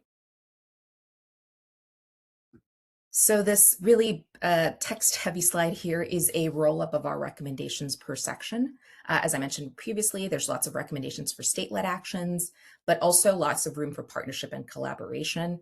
The narrative of the document describes these collaborations in detail. I invite you to read them. Tribal engagement was a critical component of this study. And at this time, I'd like to invite my colleague Serena to share some of her specific findings from interviews with tribal organizations and some of the recommendations that came out of her engagement, many of which are woven into the recommendations that you see up on the screen here. So at this point, Serena, I'll hand it over to you to talk about the next section. Thank you, Cynthia, and good morning, everyone. Good to be on the screen here with you again. My name is Serena Fasthorse. I am Lakota and Blackfeet. I'm the owner of Kimi-Mila Consulting, and I was brought on to help with this Indigenous and tribal engagement for these for this study. And so quickly, I just wanted to review some of the information that we talked about last time, some of the challenges and barriers that tribes and Indigenous organizations and communities in general see. So a lot of this is related to some of the things that Rio was presenting earlier, but there are added layers here for tribal people, Indigenous people, because of the historic marginalization and disenfranchisement that they've experienced. So on the employee side, housing insecurity, food insecurity, childcare access, all of that can be challenging to find and maintain employment, and can be exacerbated by poverty and lack of education, and all of these things kind of bundle together to make it hard for those employees. And then we also have some things on the employer side as well. Tribes can often struggle with pay and benefit competitiveness, and will often be relying on grants to fund their positions. And so sometimes there are temporary positions, and it's work that they would like to see year round and on the long term, but that funding isn't secure and stable. And then kind of similarly, housing and office space, just space for employees. So that's some of the challenges and barriers that we heard about. And then on the next slide, we are introducing some of the recommendations that we have for tribes and intertribal organizations specifically. So first is partnering with tribal nations and intertribal organizations. Tribes are often the leading employers and economic drivers in their counties, and they can be really valuable partners who have systems in place that make them well suited to supporting and building and maintaining a natural climate solutions workforce. Same with intertribal organizations, and there are some tribal specific workforce development programs that are doing some really great work in the state.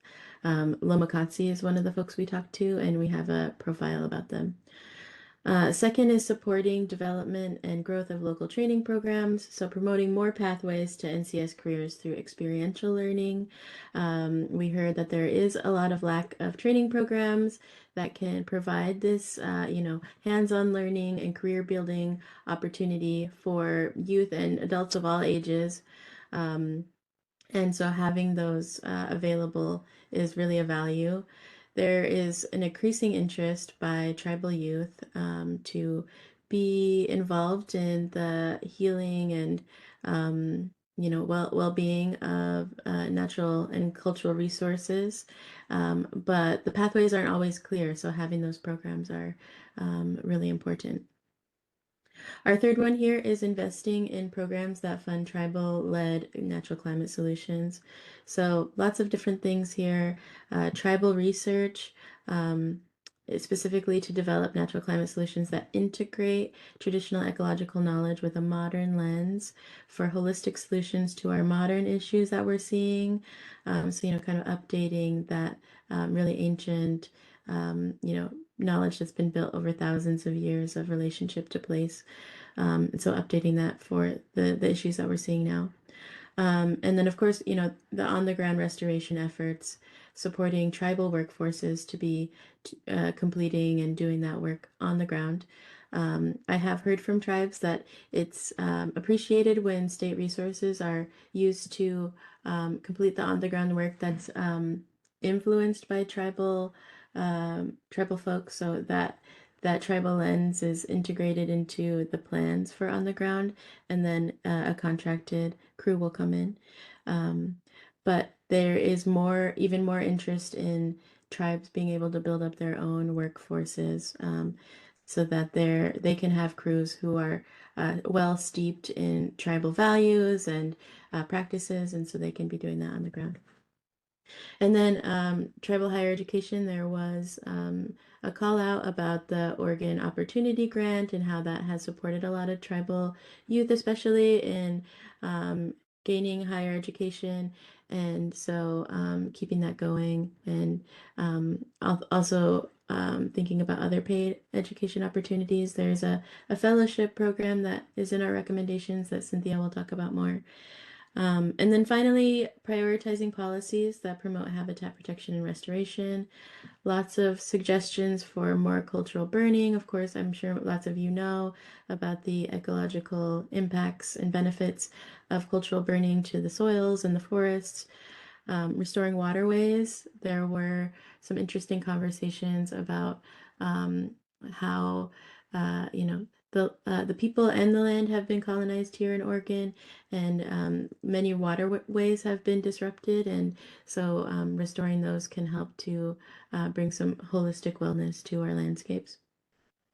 And then protecting first foods, because all of this work that tribes are doing to heal landscapes and respond to climate change, it is about healing those things that need to be healed, but it's also about protecting the connection to the cultural resources that make us who we are. And so lots of the first foods like salmon and medicines that we rely on, they are threatened by the things that we're seeing.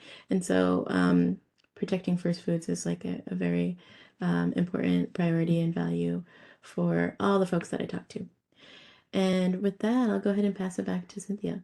Thank you. Thanks, Serena.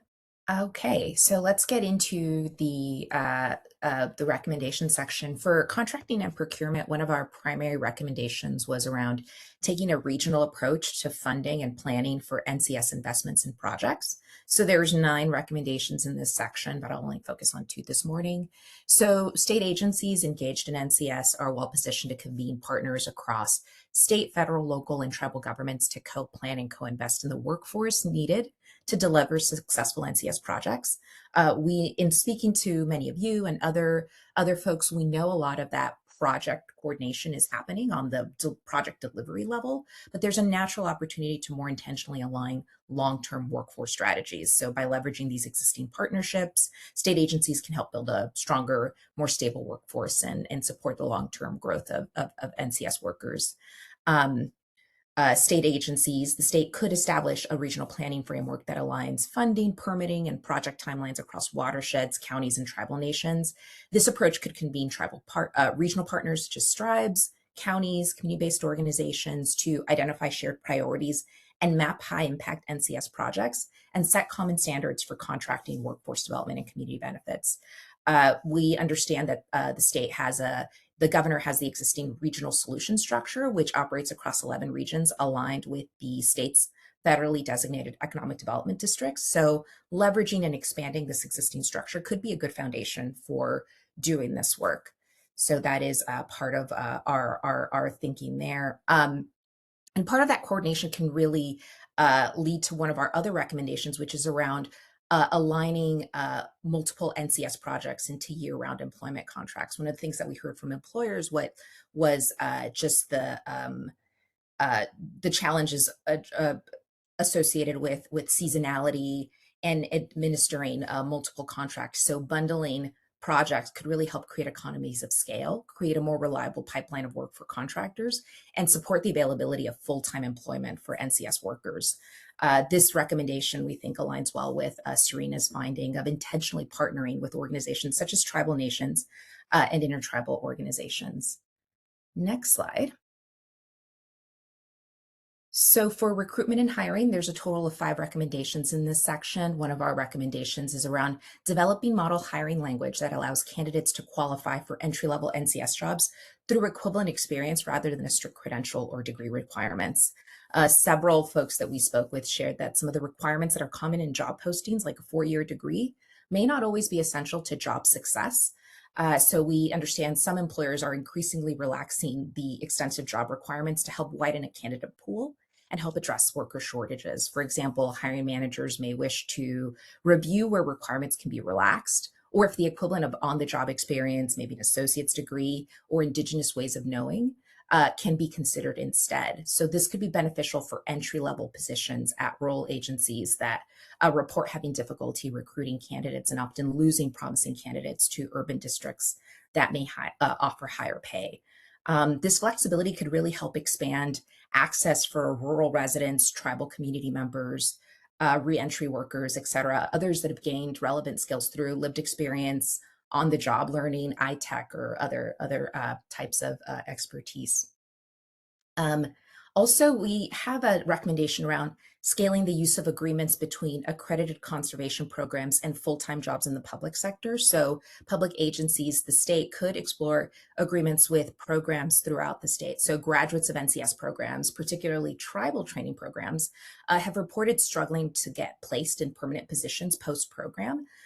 So under some sort of agreement, graduates with relevant training can apply to state positions with the equivalent of 1 to 2 years of on-the-job experience, which can really help entry-level candidates meet some of these minimum qualifications.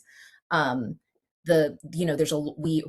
feature a lot of really great programs in our report that and it's really one of the things that we're really thinking about is ways in which those graduates can have a good kind of stepping stone in the career ladder into public sector a full-time position. So we think this aligns well with the recommendation that Serena noted earlier around developing more pathways from local training programs and keeping folks in the sector. And let's see, next slide. I think I'll turn it over to Rio at this point. Yeah. Yeah, I'll highlight just one of the 3 training and advancement recommendations here. We are recommending that the state consider developing a rotating NCS Fellows program. This is what Serena alluded to before, and it would give early career workers hands-on experience across multiple land types and agencies, including tribal nations. I'll illustrate this on the next slide. Under this model, NCS fellows would rotate through departments such as state lands, Odo, Fish and Wildlife, as well as tribal nations. And because these projects often occur in the same region or within the same nation, this alignment would create opportunities for trainees to rotate among state-funded projects while building a broad, transferable skill set. Agencies could define rotations for roles, specific roles like entry-level forester or environmental technician. They'd have to be jointly identified job classifications that can operate across multiple agencies, of course. Eventually, this type of program could even extend to land trusts and other levels of government, such as conservation districts or up to federal lands.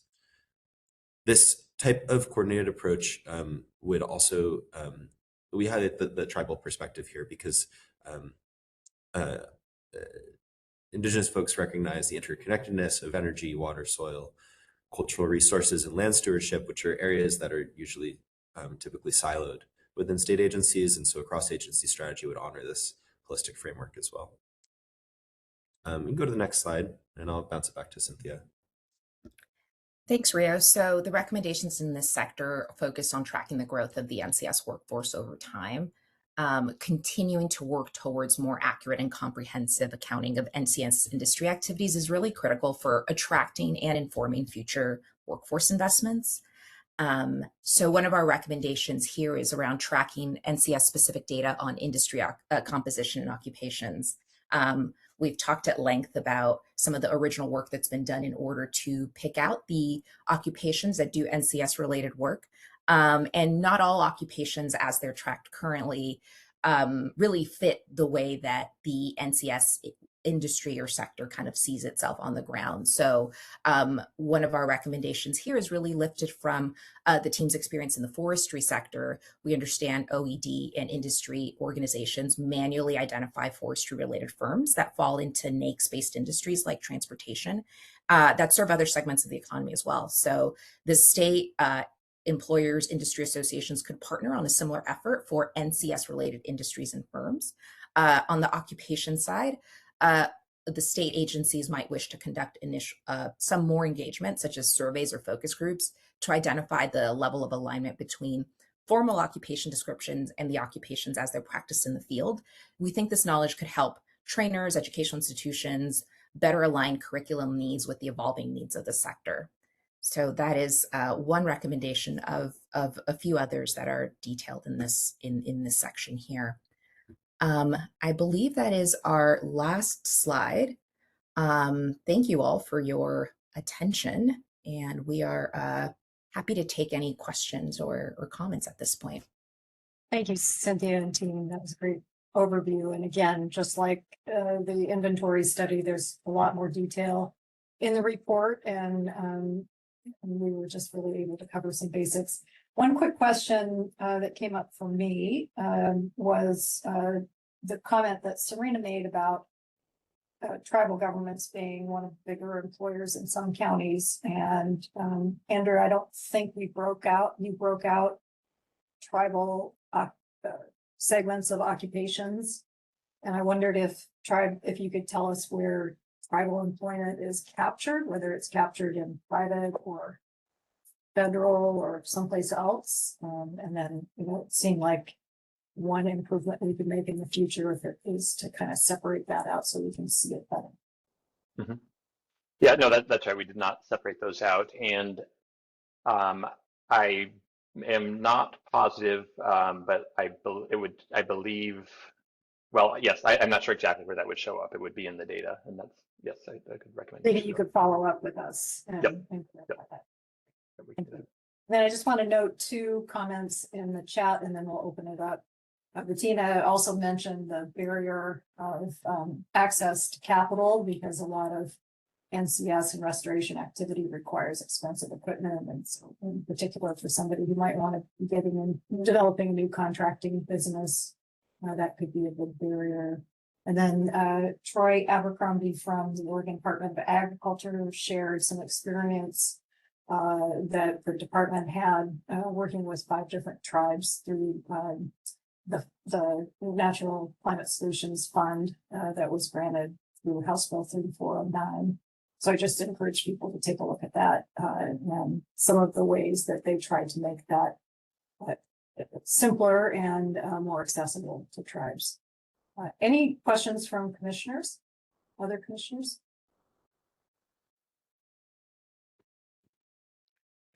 I have a quick Commissioner Thorndyke. Oh, yeah, just quickly. I just wanted to highlight the impact that the federal cutbacks have had on organizations I know down here. Lomacotski in particular, one of my favorite organizations actually, and a number of others in this sector. It's really hit them super hard. So I was just going to advocate. I mean, I realize, that we're in a longer time horizon, but I think whatever state action can be taken to help kind of backfill and expand the diversity of some of the contracts and stuff they had it's really a critical time for a lot of these guys. So just kind of throwing that out there from conversations I've had with folks down here. Yeah, great point, Commissioner Thorndyke. Commissioner Wasserczynski? Thank you. Well, yeah, just to echo that, my first job out of college was to work trails for the National Park Service in Montana. And then after that, do an AmeriCorps stint. So those federal programs and seasonal work are really important, I'd say, as a step or initial part of someone's career ladder, or maybe they find that they love the work and they want to keep doing it, which is awesome as well. I was wondering a little bit more specifically about community colleges. I was visiting Mount Hood Community College here in Multnomah County, and we were talking about the removal of a dam that creates an impoundment, which is heating up the water to Beaver Creek, which is a tributary of the Sandy River. It's an important coho stream. The Beaver Creek is an important coho stream in the Sandy River system. So, removing that impoundment is really important. And one of the things that was sort of surprising to me, or maybe shouldn't have been, is that something like, they were telling me something about like 40% of fishery biologists in the state get their start at Mount Hood Community College. And so I was wondering if your analysis can help us understand the role and importance of community colleges in this space.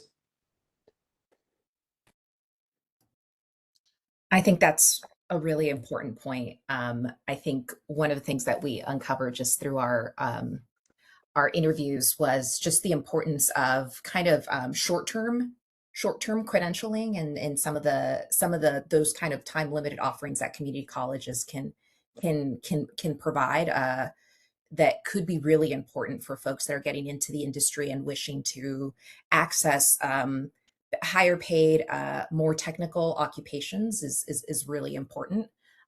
So we see them as critical providers of some of that short-term kind of skills building, the stacking and of credentialing that's really important for folks to continue exploring the industry and also gain some of that more technical knowledge that is needed for them to move on and up. So we see those as critical, and because community colleges are spread throughout the state can be really important partners over the long term, and we see them as a critical partner in some of the kind of joint planning recommendations that we detail in our report. Rio, I don't know if there's anything from the interviews specific to community colleges that you'd like to add there. I would only add that we're profiling 2 community college certificate programs in our training profile set. Yeah. Thanks. Commissioner Dotson. Thank you. Thanks for the presentation. I appreciate it. This is a question coming off of one of the slides Andrew showed, in which they sort of talked about the different categories of people working in NCS. And Mike, there's things on there like heavy construction and forestry and other things. And my question, which I'm coming primarily from an energy background, so excuse me if this is well known to those of you who are deeply into forestry, but Do these workers identify themselves as working in natural climate solutions? Is this something that if you were to ask any of those workers, they'd say, yeah, that's what I do? Or is this, and how much of that do we have? Is this report, does this help? In other words, if the constituency doesn't identify themselves as the constituency, and you're trying to bring additional resources to it, what challenges does that pose?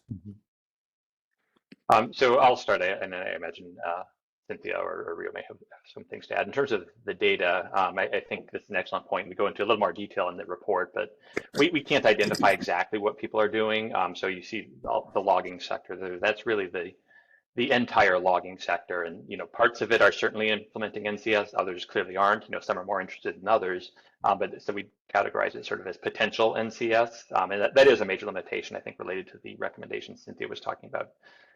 Some of those industries could be refined through some additional work, and that's sort of a one by employer by employer look, and probably is a problem if people don't self-identify, but I can't speak to that. That was sort of beyond their scope. And I'd just rather cut in and rather than go further down that trail, maybe just a quick comment for me, and I'm just being mindful of our time to wrap it up here. But I think there is, you raise a really important point. There is a huge education component that I think we need to do kind of across the board on what natural climate solutions are, the role of natural working lands as both an important player in our climate mitigation efforts, but also thinking about resilience. So I think all of that is something that we need to pay attention to and think about as follow-on work. And then I just want to recognize Senator Golden, and will be our last questioner. Thank you very much, Chair McDonald. I want to follow up on Dan Thorndike's comment. First of all, with complete agreement about the great work that Loma Katsi does and some other groups down here, and the damage that the withdrawal of federal grants are going to do to this effort. And he sort of speculated that maybe the state could do some backfilling. I'm going to throw a little cold water on the state doing any backfilling on anything except maybe Medicaid losses, which is going to be difficult. We are in the midst of a budget cutting process that's going to be painful. It's going to be more than it's going to get down into the bone. Having said that, Array of Light, the state's only workforce program that goes into this space in any significant way is the Oregon Conservation Corps. And it has to come back every year for a general fund appropriation. There is a proposal, and I'm not here to advocate real hard because that's not what this meeting's for, but I would like to talk to people who might be interested in this. So just kind of a heads up. There's a proposal that, briefly put, would do a very small increase in the transient lodging tax for permanent funding for the Oregon Conservation Corps. It's got a lot of politics to it, but again, if people would like to know more about that, I hope they'll follow up later. Thanks. Thank you, Senator Golden. One other thing we didn't get to mention is we did do a bit of a comparison of some of the recommendations that are made in this study. And a recent study that was developed, the Forest Operations and Management Workforce Study, and there was a lot of overlap in some of the recommendations, some of the challenges and barriers. So I think there's opportunity to kind of marry some of our findings with that and other studies that have been done recently looking at workforce. So with that, we have a scheduled break for 5 minutes before we come back and talk about transportation. I just encourage folks to get back as quickly as you can. I know 5 minutes is not a very long break. We're running just a few minutes behind, but I think we'll be able to catch that up near the end of the meeting and make sure we can give the transportation conversation its full due. So, but do try and get back definitely at 5 minutes from now, which would be 11:05, and if you can, a little bit earlier. Thanks so much. Thank you to the team. Great presentation. Really tip of the iceberg and all the great information that you produced along with staff. So thank you. Thank you.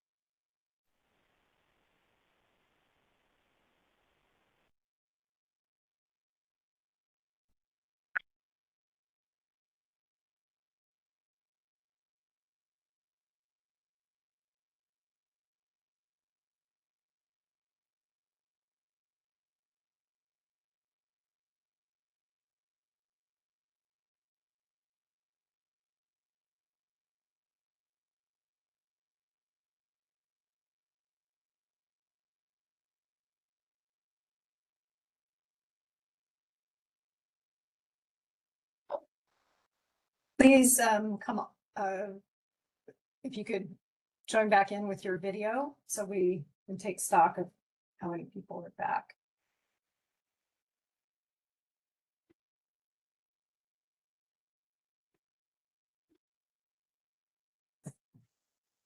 Give it 30 more seconds.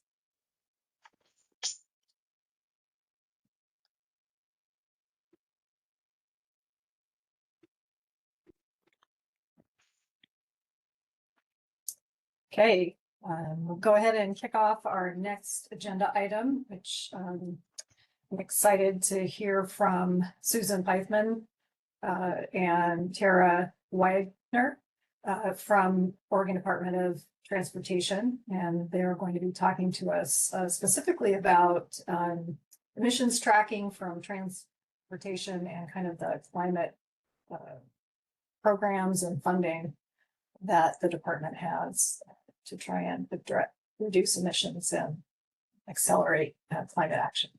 So with that, I will turn it over to you, Susan, if assuming you're going to kick things off. Good morning, Chair McDonald and members of the Commission. My name is Susan Pfeifman, and I am the Director of the Climate Office within the Oregon Department of Transportation. As Chair McDonald mentioned, I'm here with Tara Widener, the Climate Impact Lead, to provide an overview of our emissions tracking and transportation of the transportation sector in Oregon and transportation funding for the climate initiatives administered by ODOT. Next slide. As this commission is well aware, climate change is already disrupting Oregonians' livelihoods and quality of life through worsening wildfires, heat, flooding, and because the transportation sector is the state's largest source of greenhouse gas emissions, addressing the sector is essential for protecting our communities. Just going to hand it over to Tara. Tara's going to walk you through the history of Oregon's work to reduce transportation emissions and how we're measuring our progress. I'll be back at the end to talk through the funding piece of things. Tara? Great. Good morning, everybody. So Oregon, as we know, has been a pioneer in the U.S. on tracking climate and transportation, and a lot of the early work that's was done by this group. So if we could go to the next slide, I'd like to talk through a timeline of some key milestones for us in the transportation front. So as we know, in the initial multi-sector goals were set by the legislature back in 2007. And then we had sort of a flurry of activity on the transportation front where we published in 2013 the STS statewide transportation strategy, key roadmap for us. And also out of that came the metropolitan greenhouse gas targets and so forth. So a few years later, we monitored both those metropolitan target rules and the STS, and that was followed by a push by the governor in 2020 with an executive order that pushed a number of these fronts forward in a multi-agency front. In 2022, also we had the CFAC Climate Friendly and Equitable Communities rulemaking that made changes in our long-range transportation planning rules, and we're still working to implement those now. So ODOT's lead role has really been in those two highlighted areas on the left, establishing the STS vision and roadmap with our partner agencies and the associated analysis tools there, Vision and Val. These translate those statewide goals on the transportation sector and then set sub-targets for the urban areas, guide prioritization of efforts led by other state agencies as well, like the DEQ vehicle and fuel regulations and the CFAC work by DLCD. Next slide. In 2022, we shifted to the Oregon Transportation Emissions website as our place to monitor the STS and that roadmap. The goal here is to bring transparency to this shared vision, highlight both the progress and the obstacles that we're facing. We wanted to inform the public and stakeholders and really whoever's interested, whether they're looking for a high level assessment or a deeper dive, and understand the many facets of our plan and how we plan to get there. And those actions really stand true today, that strategy, and the website has become a really valuable reference and has informed future actions and work plans. Monitoring our greenhouse gas reduction progress in a more transparent and accountable way. Next slide. A key part of that website is explaining the roadmap, the STS. We often refer to this as our 1-2-6 strategy. The STS vision it basically says needs to meet that one goal of greenhouse gas reduction. We break that down into 2 objectives where we need to both clean up each vehicle mile, but also reduce the growth in vehicle miles. And the 6 categories are there to do that and support that. Next slide. Here we see one way that we're tracking to that 1-2-6 strategy through what we call STS project progress charts.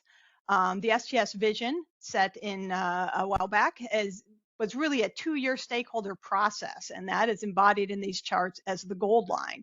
And it's a handshake on how far we wanted to push pricing versus technology versus VMT reduction. And the blue lines on these charts are monitoring over time. We've got the solid blue line in 2022, and then 5 years prior to that in 2018 is the dash line. And so as we look to those 2 objectives, we can see most of the progress between 2018 and 2022 is on the right-hand side, where we cleaned up each vehicle mile by having a lot of progress on some regulations for the Advanced Clean Cars 2, Advanced Clean Trucks, and electric carbon intensity. So in 2022, we anticipated close to a 60% greenhouse gas reduction overall, that top chart, for all on-road vehicles by 2050, shy of the 2080 goal, but in the right direction. Next slide. In addition to that sort of modeling level stuff, we also do something more qualitative here, where we provide report cards, one for each category of strategies in the STS plan. The grades here are set by help from subject matter experts across a variety of multi-agencies, and individual strategies are assessed as to where they're at in the near term, 2 timelines, a few years out from now, and then all the way out to the end goal of 2050, comparing our progress relative to where our vision says we need to be at those 2 points. Next slide. So back to the 6 strategies. The way these all fit together is the 2 on the right are related to cleaning up each vehicle mile, the technology on vehicles and fuels. The other 4 contribute to reducing the vehicle miles traveled. And in those sense, we have land use that keeps our trips short, keeps our destinations close to us, and provides options, ability to get there with other options. System operations, which manages our growth in road mile. Those transportation options I mentioned provide alternatives to driving. And lastly, pricing sends the right signals so that we right-size our miles traveled and also fund our transportation system. So all of these are in play at various levels of implementation, and we've made progress, but there is definitely more to do. Key challenges including resourcing, changes at the federal level, and political will. I'll walk through one category on the website to show how it highlights the STS vision and tracks progress. So move ahead. We're going to hit vehicle technology, and next slide. Okay, so here we have the broad category of vehicle technology. And so on the website, it will talk through why this is important, why it's in the STS, and how it helps reduce greenhouse gas. For instance, here, vehicle technology, what is meant by that? How are we going to use low and no emissions across all vehicle types? How that fits into our vision. You can see at the top under the vehicle technology word, there's 4 sub-strategy actions to reach that target. And also on this slide, if you scroll down, you'd get a report card on all those different actions. So if we could click ahead. Right, so now we're taking the deeper dive just into passenger vehicles. And we'll see that it has 2 supporting progress charts here and how it's tracking to our vision. On the right side, the adoption of basically non-combustion vehicles, you can see the gold line is where we want to go, and we're getting there by 2050, but the STS vision had assumed that we would be in hybrids right now. Because battery electrics are moving a bit faster, we're getting there by 2050. The more important target, I think, to track is what are we burning in terms of fossil fuels for each mile? And that's represented by the left-hand side, the passenger vehicle efficiency. So overall, even though we're taking a slightly different path, we are still on track there with the gold line for the most part in overall fuel efficiency over time, as reported in 2022. Next slide. And as we scroll down, we'll get more on the report cards, how we're doing and where we might be falling behind. In 2022, reporting on vehicle technology, we were, doing well overall. You can see those circles are filled in, but we did have some issues with vehicle age being held longer, and people are just buying larger vehicles, and that holds true today. And that dampens our progress on the regulations that the state is actioned, those customer choices. So in addition, each of these pages outlines the actual vision, and it pulls straight from the appendix of the statewide transportation strategy, and it's augmented with other plans that and commitments that we've made along the way. It also has a section on how we can improve. So in each monitoring cycle, we can keep that sort of static overall STS definitions and roadmap and actions, and then just simply update the progress charts, report cards, and the associated text. Next slide. And so that's exactly what we're doing, is looking at next year to be updating another cycle in STS monitoring. So we're going to build on some work that we've done recently, I think presented to LCDC last week on the target rules review. We're going to look at a new, where are we at today in terms of our plans and trends, a new scenario that we'll put on some of these progress charts. We're currently very busy with coordinating with state agencies and local partners on the assumptions we're making in that scenario. And we'll update the website eventually with those charts and report cards, as well as the associated narratives on our progress, identifying gaps in that and priority actions to address. And we're shooting for that in the first half of 2026. There is significant uncertainties this cycle, I might add. I don't have to probably remind you too much, but federal and state funding uncertainties, the economy and inflation, where is that going? Fuel prices and consumer choices in that environment are all somewhat unknown. So while it has a single line here, there's a lot of uncertainty. Next slide.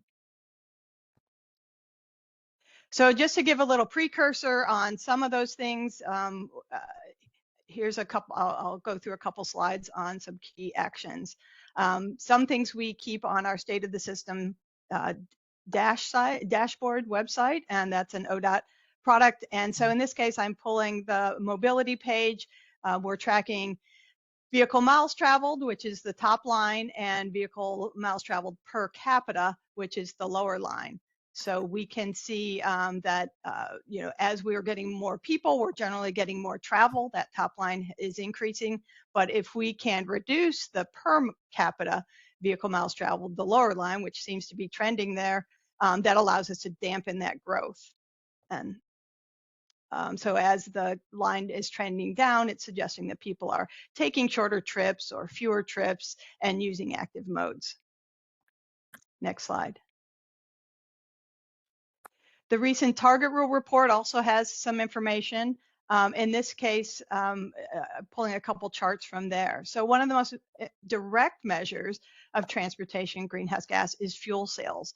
On the left, we see Oregon gasoline sales in the orange line peaked in 2019. We're not selling any more gas gallons than we were at that point, despite the growth in population. What this means for emissions is shown at the right. The orange line there is representing those gas vehicles, and you can see that downward trend of about over 10% drop in the tailpipe emissions for those gas vehicles. Unfortunately, when we combine that with all vehicles, which is the darker line there, we're shy of our planned target, which is the dash line that we know gets us on track by 2050. So this analysis shows that greenhouse gas emissions per mile have dropped, with gasoline-powered passenger vehicles reducing more than all vehicles. And the progress does reflect the implementation of state and federal actions. that have led to those more fuel efficient passenger vehicles. Here, one more slide, if we could move on. One more topic that's important for us in our strategy is the category of pricing, funding, and markets. Pricing policy really is climate policy. The STS vision calls for us to really restructure how travel is priced. It has us simultaneously moving to a more sustainable revenue source and encouraging drivers to reduce their travel. So as was included, or as was discussed in the LCDC meeting last week with the Metropolitan Greenhouse Gas Target Rule review, there's really all regional targets and the statewide targets need to meet those targets. We will need the support of pricing challenges or pricing changes that were noted here. While this important state action has been a recent focus, we know we've had conversations around tolling and the legislative transportation package on pricing. We're not there yet, and we really lack a broader understanding of the STS vision on pricing, markets, and funding. So that's what this slide is trying to get at, with the bar chart showing how the combined costs to the driver for an average vehicle over time. So we've on the left two bars is the current plans and trends as we get to 2050, and then on the right what the STS vision calls for, all in units of dollars per mile. And basically the STS vision says we need to shift to pay things per mile because those are the price signals. So gas tax becomes that road user charge for all vehicles, and we need to shift some fixed costs like insurance from a fixed cost to a per mile based insurance rate. And that's really repricing something that we're already paying. Additionally, we need the RUC to represent a sustainable level that covers the full cost of maintaining our transportation system. We know we're not quite doing that at this point. And then we need to offset all of that by less energy costs as we electrify, or it will be offset by lower energy costs as we electrify. And then when you pull all those together, the chart shows that the combined driving cost per mile stays roughly where it was 5 years ago. The STS approach to provide the revenue, the STS approach is to provide the revenue to cover the system costs while providing the per mile market signal that encourages the right sizing of travel where possible. All right, well, with that preview of our STS monitoring work to come, I'm going to hand it off to Susan to walk us through more ODOT specific work. Thanks, Sarah. So I really appreciate that. So as keepers of the STS, I want to kind of talk through some of the application in the agency over things directly in our control. I wanted to re-ground you guys on the ODOT Climate Office. So the Climate Office work is organized into 4 categories: mitigation, so reducing greenhouse gas emissions; electrification, working to make every mile driven clean; adaptation, preparing and responding to climate impacts; and sustainability, so focus on cleaner energy, materials, and fuels on agency operations. Next slide. Thank you. The work of climate spans the entire agency, and we reaffirmed this in the Oregon Transportation Plan that was adopted in 2023, which sets the transportation policy. In the Oregon Transportation Plan, a key objective defines a climate equity and safety lens for decision making. And this plan includes accountability metrics, a carbon reduction metric, and a VMT reduction metric, which these targets are aligned with the level of change identified in the statewide transportation strategy that Tara just walked through. Next slide. And while the OTP addresses what needs to be done, we also have a strategic action plan that puts these targets to action by addressing the how. They will be implemented year by year with specific measures of progress. And in fact, we just had an update at the Oregon Transportation Commission on the strategic action plan progress in the meeting that happened yesterday.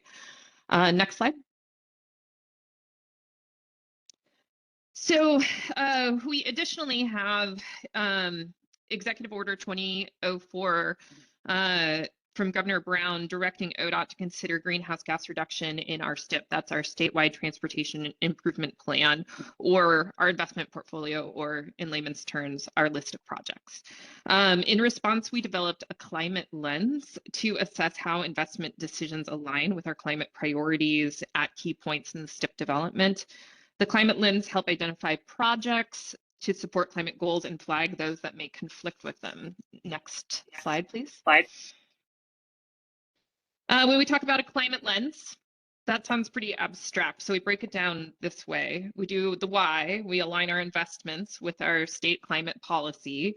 The what, we increase the number of projects in our portfolio that support the climate goals and reduce those that work against them. And the how, we apply a project level score that evaluates the key attributes of a project related to greenhouse gas reduction, system adaptation, and sustainability practices. Next slide. So this slide provides an overview of this evaluation across kind of the last two STIP cycles, the 21-24 and the 24-27. We're also in the process of applying this lens to our draft 27-30 STIP. We're seeing progress, and each cycle shows an increase of those climate supportive projects that you'll see there in green.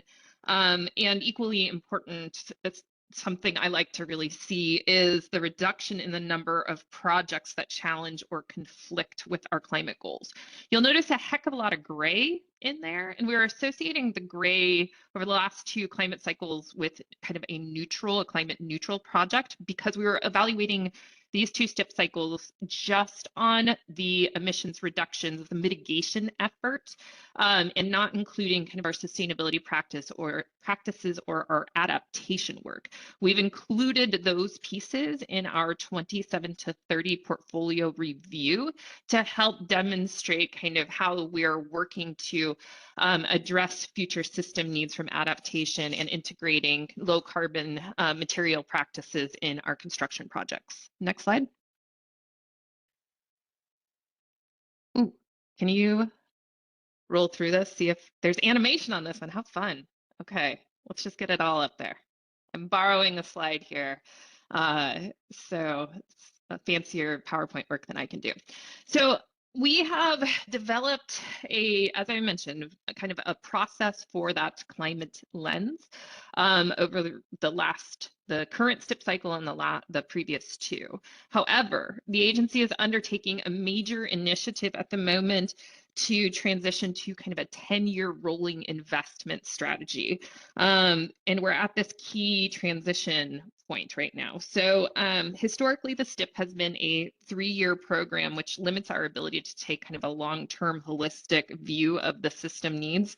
And we're now transitioning to this 10-year capital investment plan, which serves as our long-term investment portfolio. And so the work that we have done, we're in a process of applying it to the new system. Next slide.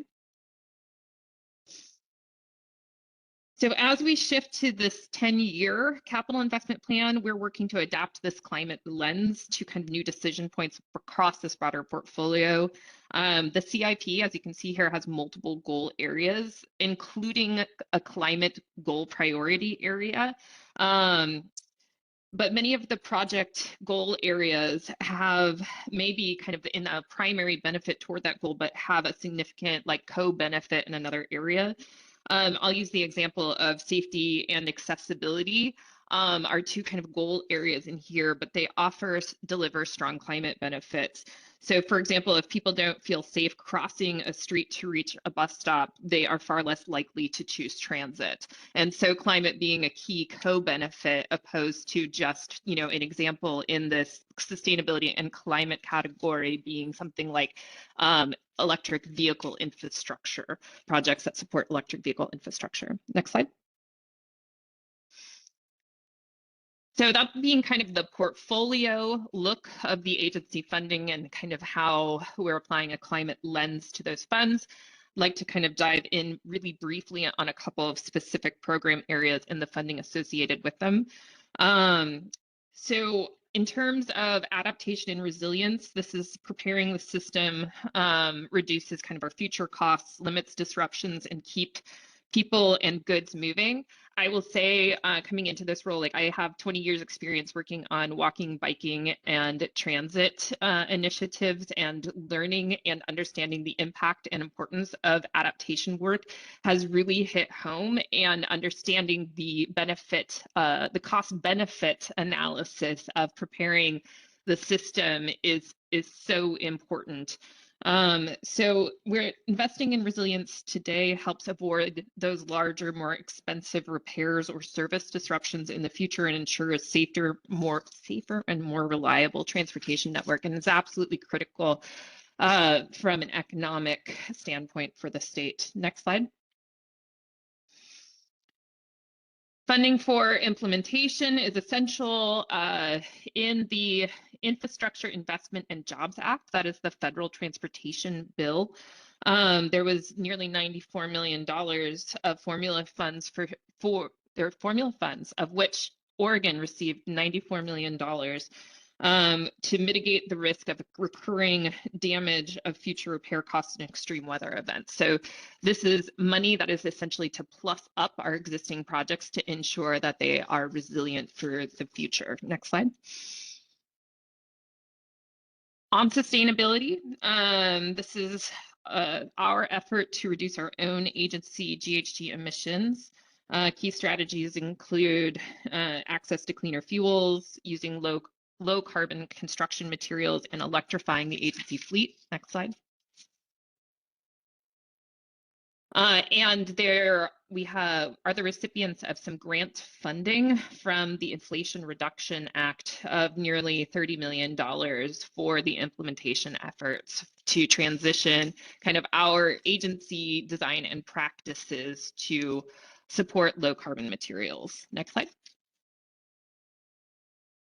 Okay, on mitigation and electrification, this is kind of key work on implementation of the STS, directly reducing our GHG emissions while supporting cleaner, more accessible transportation options.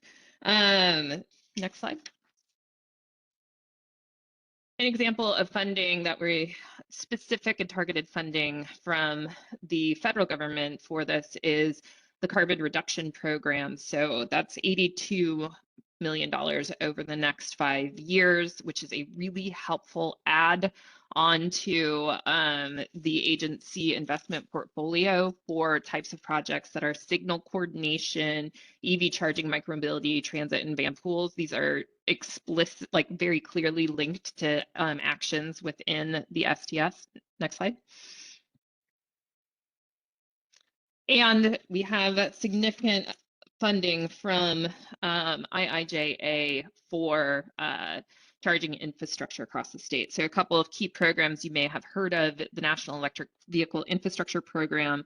This is $52 million of formula funds to create a backbone network of high-powered EV charging stations. We have $10 million in our in a grant program for fixing, updating, and replacing fast chargers across the state.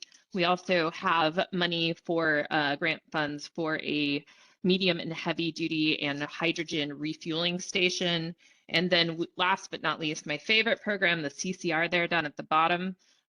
This is money designed to address local gaps, generally the level 2 charging in rural and underserved areas. Next slide. And I'd be remiss not to mention current and upcoming funding for communities and EV service providers. As an EV driver, I'm very excited about the grant and rebate opportunities that we have kind of either underway or in the very near future. Funding is going to be key for, this funding is key for the fast charging accessibility across Oregon, which is important for the transition of transition to EVs across the state. Next slide. I'll hit this super briefly. I'm a money person, so I like to see it all together.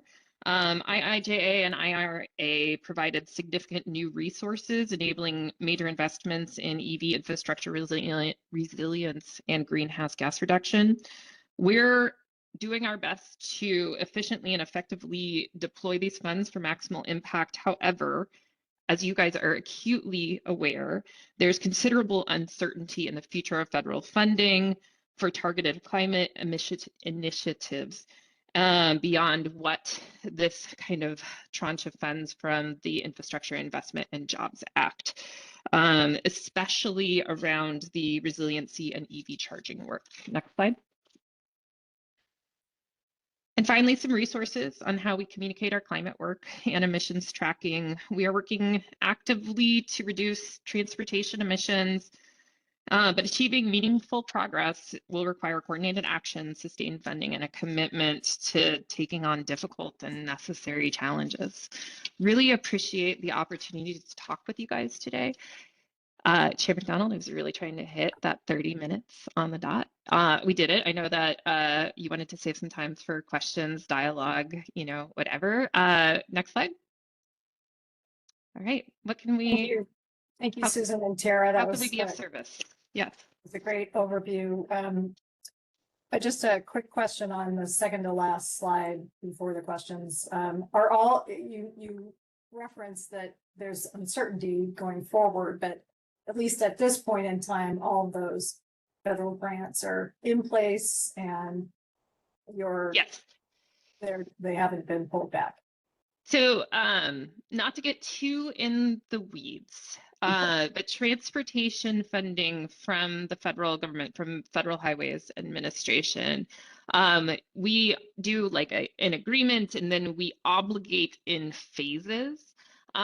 In those phases, like for example, you can't move to construction until you do your NEPA or something like that, And we have, except for the National Electric Vehicle Infrastructure Program, we have had no problems with obligation at this point. We were able to obligate our grant funding for the grants that the EVC-RA, the low carbon transportation materials, and the charging and fueling infrastructure. Those are all grants from the federal government. And we were able to do that before the transition in the administration last January. And so we haven't had any challenges with reimbursement against those grants. There was a very high profile kind of turning off the tap of the NEVI funds, those EV charging funding. Oregon is one state in an 18, I think, state litigation to ensure that those funds continue to flow. And there was a preliminary injunction granted that continue those funds. So we have just released a notice of funding opportunity for $32 million of that $52 million to address, I think, like 5 different corridors across the state for DC fast charging. Thank you. And a related question. I know, I assume there have been some impacts to federal transportation employees, maybe some reductions, and I know that there may be some returning issues in terms of your staffing.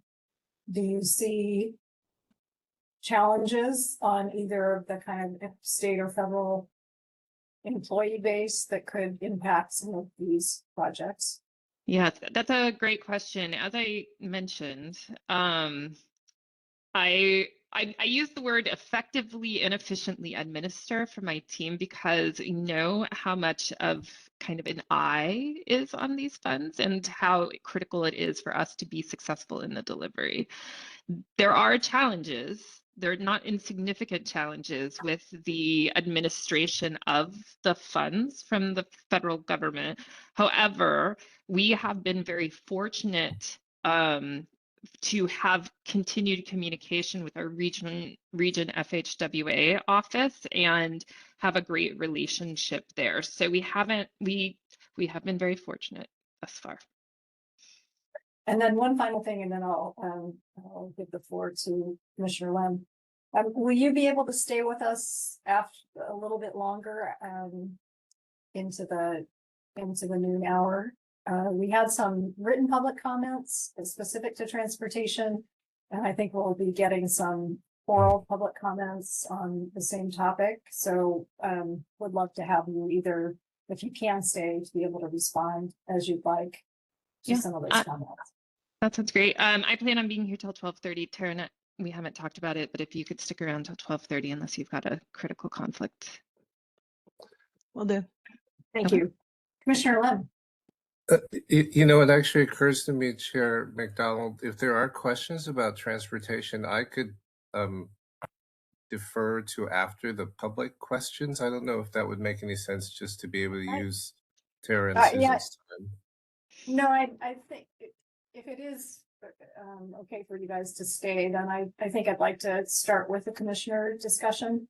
Okay. And then we can go to with the time we have after And that. I'll try to be brief. But thank you so much, Tara and Susan. It's great to see you again, Tara. It's great to hear about all this great work. It again reminds me of how Oregon has historically and continues to be a leader in this area across the country. So it's great to see the continuing evidence of that.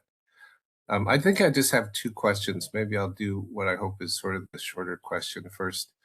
One of the bigger changes that seems to be happening relating to Chair McDonald's earlier questions is a change in federal funding. And I don't know, many of our scenarios for climate are long-range scenarios, like we're doing long-range planning and long-range scenario analysis. So I guess my question there is, how much does sort of some swings in funding, particularly federal funding, affect our scenarios? You know, the most notable one being, say, in Portland, with the retraction of the federal funding for the federal program for the road project. How can we think about that, or does it just kind of wash out over the long term? That's a plans and trends question, Tara. I'm going to kick that one to you. Yeah, sure. So the last time we reported was in 2022, really 2023, we came out with the website. The Biden administration and the IIJA was not there, so things were on a much more even keel, and we were, borrowing money from other programs to double up and do some climate work. So outside of the electrification and state funds. So I think that's sort of the question we have in this cycle is, we have this Biden administration push that has done a number of things, but we don't know if that's sustained. So I think we are going to be a little bit more cautious. We'll have this bump that has happened, so we will represent that surge, but we won't necessarily assume that that is continuing. So we tend to take a pretty conservative, realistic approach of where we're at here. So I know we have things that are adopted that maybe are not fully funded, and we're going to try to represent the more reality case of where we think we'll be in the future. Don't want to oversell things in the lines that or the progress that we report. So that's helpful. So it suggests to me that we shouldn't be too concerned about maybe, one news headline or another new headline in terms of our long-term goals and pathways. Is that fair to say? Well, I think that there is possible for backtracking, right? I think we showed a lot of progress in 2022, especially on that vehicle and fuel front. And those were a lot of regulations that are now being undermined by pulling, if the endangerment finding would fall, that would clearly have some implications for federal CAFE standards that we're relying on, just cleaning up combustion vehicles that'll still be there for quite some time, as well as our, joining on with California on the advanced clean cars too, and the advanced clean trucks. So I think all those things are really in lawsuits at this time. So there could definitely be some backtracking. And so this cycle will be very challenging. I had hoped this cycle we would just be implementing some of those things that had happened, but now we have to consider maybe push back to those and on some pretty significant fronts there with the vehicle and fuel side. Thank you. So my other question is this, and then that's really the only other question I have is, it relates to VMT trends. A while ago, I went back and I looked, my understanding, and you could correct me if I'm wrong, is that part of the difficulty with the ODOT structural deficit is because the revenue from the gas tax has been not perhaps, increasing. And so we're sort of getting squeezed for the capital infrastructure projects in particular. And so the legislature did pass the bill so that the gas tax increases a little bit. But I think I looked at the data, and as you might have said, Tara, the VMT actually is going down since, I think you said since 2019. So how do you all think about this and talk about this in terms of the VMT trend for the future, sort of the business as usual, and then in terms of what policy goals might have? I mean, do we foresee VMT just to continue to go down in the absence of policy, or how do you all distinguish that policy from sort of economic cycles and larger trends? So if I could jump in there just to clarify some things you said, VMT is not going down. STS vision does not call for the VMT to go down. It calls for us to dampen the growth in VMT by reducing the per mile VMT, right? If each of us does less per mile, knowing that population will improve, we won't grow as much. What we saw in 2019 as a peak was gas sales. So we know that we're buying gas for our vehicles and our growing VMT, but because those vehicles are cleaner, we're seeing that we're not selling any more gasoline than we did in 2019. And those are based on observed data. So VMT is growing, but just not as fast. The VMT per capita has been coming down. In fact, there's a little bit of discrepancy because last time we reported on the website, we were saying it was kind of flat. And what we're really seeing is that it is slightly coming down over time. So, and I think compared to other US states, that is fabulous. It's not probably as much as we need, or certainly not as much that we need and what is called for in the STS vision. So then I guess you had another question there about how we're looking at in the future with economics and so forth. Yeah, I think there's some crystal balls here as to what the economics are. Clearly, as we get more wealthy, as we get more flush with money, people drive more, right? And as we go to electric vehicles, that costs less, people drive more.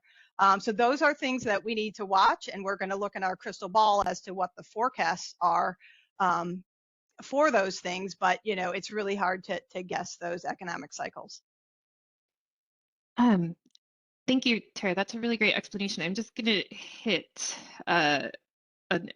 one or two more important pieces that I heard you mention, Commissioner Lim, just in terms of the impact essentially on budget. Like I'm sure you guys have heard much to do around the transportation package and special session. And everything, but just the crux of the issue for the agency is essentially like between a combination of fuel efficiency, reducing kind of the gas tax along with reduced buying power from inflation has a significant impact on the agency from a budget gap standpoint. I just went through very specialized, specific federal funding for climate, but the agency state highway fund is dependent upon gas tax revenue, among other things like vehicle fees and such. And so what is interesting and kind of something that is important from an agency standpoint and from a climate standpoint, that road usage charge, that change in how we collect the revenue for the state highway fund has some like positive climate implications built into it as well. And so I know that Tara kind of stopped on the pricing slide for a bit, but there's kind of a couple, like a twofer in terms of the we need to transition from a gas tax into a road usage charge that has stabilization benefits from a budget standpoint, and then also has climate benefits in terms of VMT per capita reduction. So. Thank you both so much. And again, all this is terrific information. Really appreciate it. Thank you for the questions, Commissioner Lyman, for the answers and for that staff. Commissioner Apter? Thank you both so much for the presentation and joining us. Really great to have these updates. I have a few questions, but maybe sticking on what you all were just speaking to around the road usage charge. I think first just want to emphasize and clarify for folks who may not have been tracking the most recent special session conversations and bill that was adopted, but The language in that recently passed bill creates the mandatory road usage charge just for electric and plug-in hybrid vehicle drivers. I will flag there were some concerns raised throughout that conversation in terms of how that fee is structured and potential unintended consequences in terms of overly penalizing electric vehicle drivers because of how the RUC is pegged and charged in terms of essentially generating revenue equivalent to gas-powered vehicles at 20 miles per gallon. So want to flag just some questions there in terms of implications for affordability and trying to continue to promote adoption of electric vehicles, particularly given the elimination of federal incentives for EVs. But I think sticking on kind of the broader question, what I'm hearing from you both is an interest and a need in revisiting this conversation to apply the RUC to all vehicles, recognizing the continued implications of declining gas tax revenue and impacts from inflation. Is that right? I don't want to misconstrue your words, but it's a little bit of a sticky issue. I would say kind of leaning back on the STS and kind of where the STS looks at pricing from a multi-pronged approach, like from a RUC stabilization, like, I'm sorry, from a budget stabilization standpoint, like the way that we, our revenue generation, our current revenue generation with the gas tax has some significant challenges in terms of like budget impacts, you know, for not just ODOT, but for all transportation agencies in Oregon. For those of you guys who don't know, the State Highway Fund is split in a 50-30-20.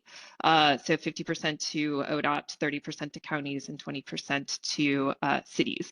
So this is a kind of an issue across the state of Oregon.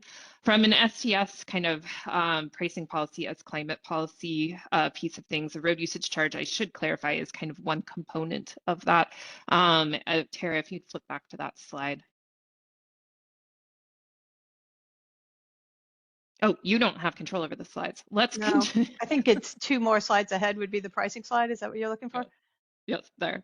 And I will probably jumble this. Sounds like I have a mouthful of marbles, but there's kind of multiple components from the STS in terms of pricing policy, of which like the road user charge is one of them. So I don't want to oversell its impact in terms of support for VMT reduction. I just wanted to say it's like a critical piece of, as identified in the STS, as our roadmap for. There, we have tried to mention throughout here, there are things that are very politically challenging.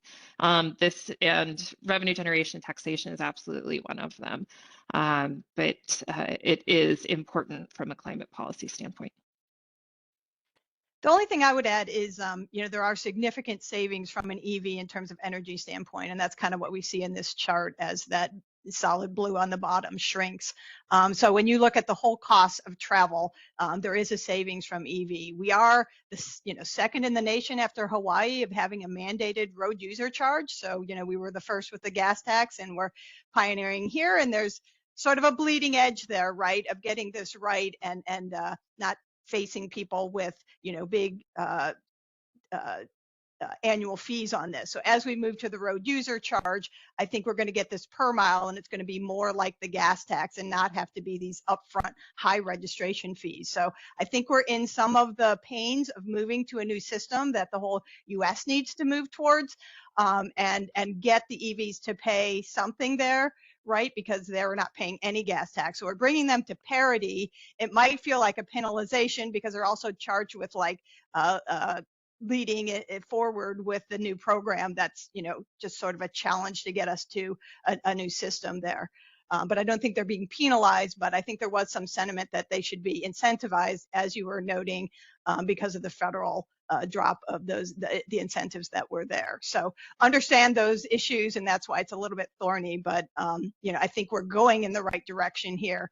And as those vehicles just become, less expensive overall, we should start to see that moving. So understanding those issues that you're raising. Thanks, Tara. And So thanks, go Susan. ahead. Okay. Yep.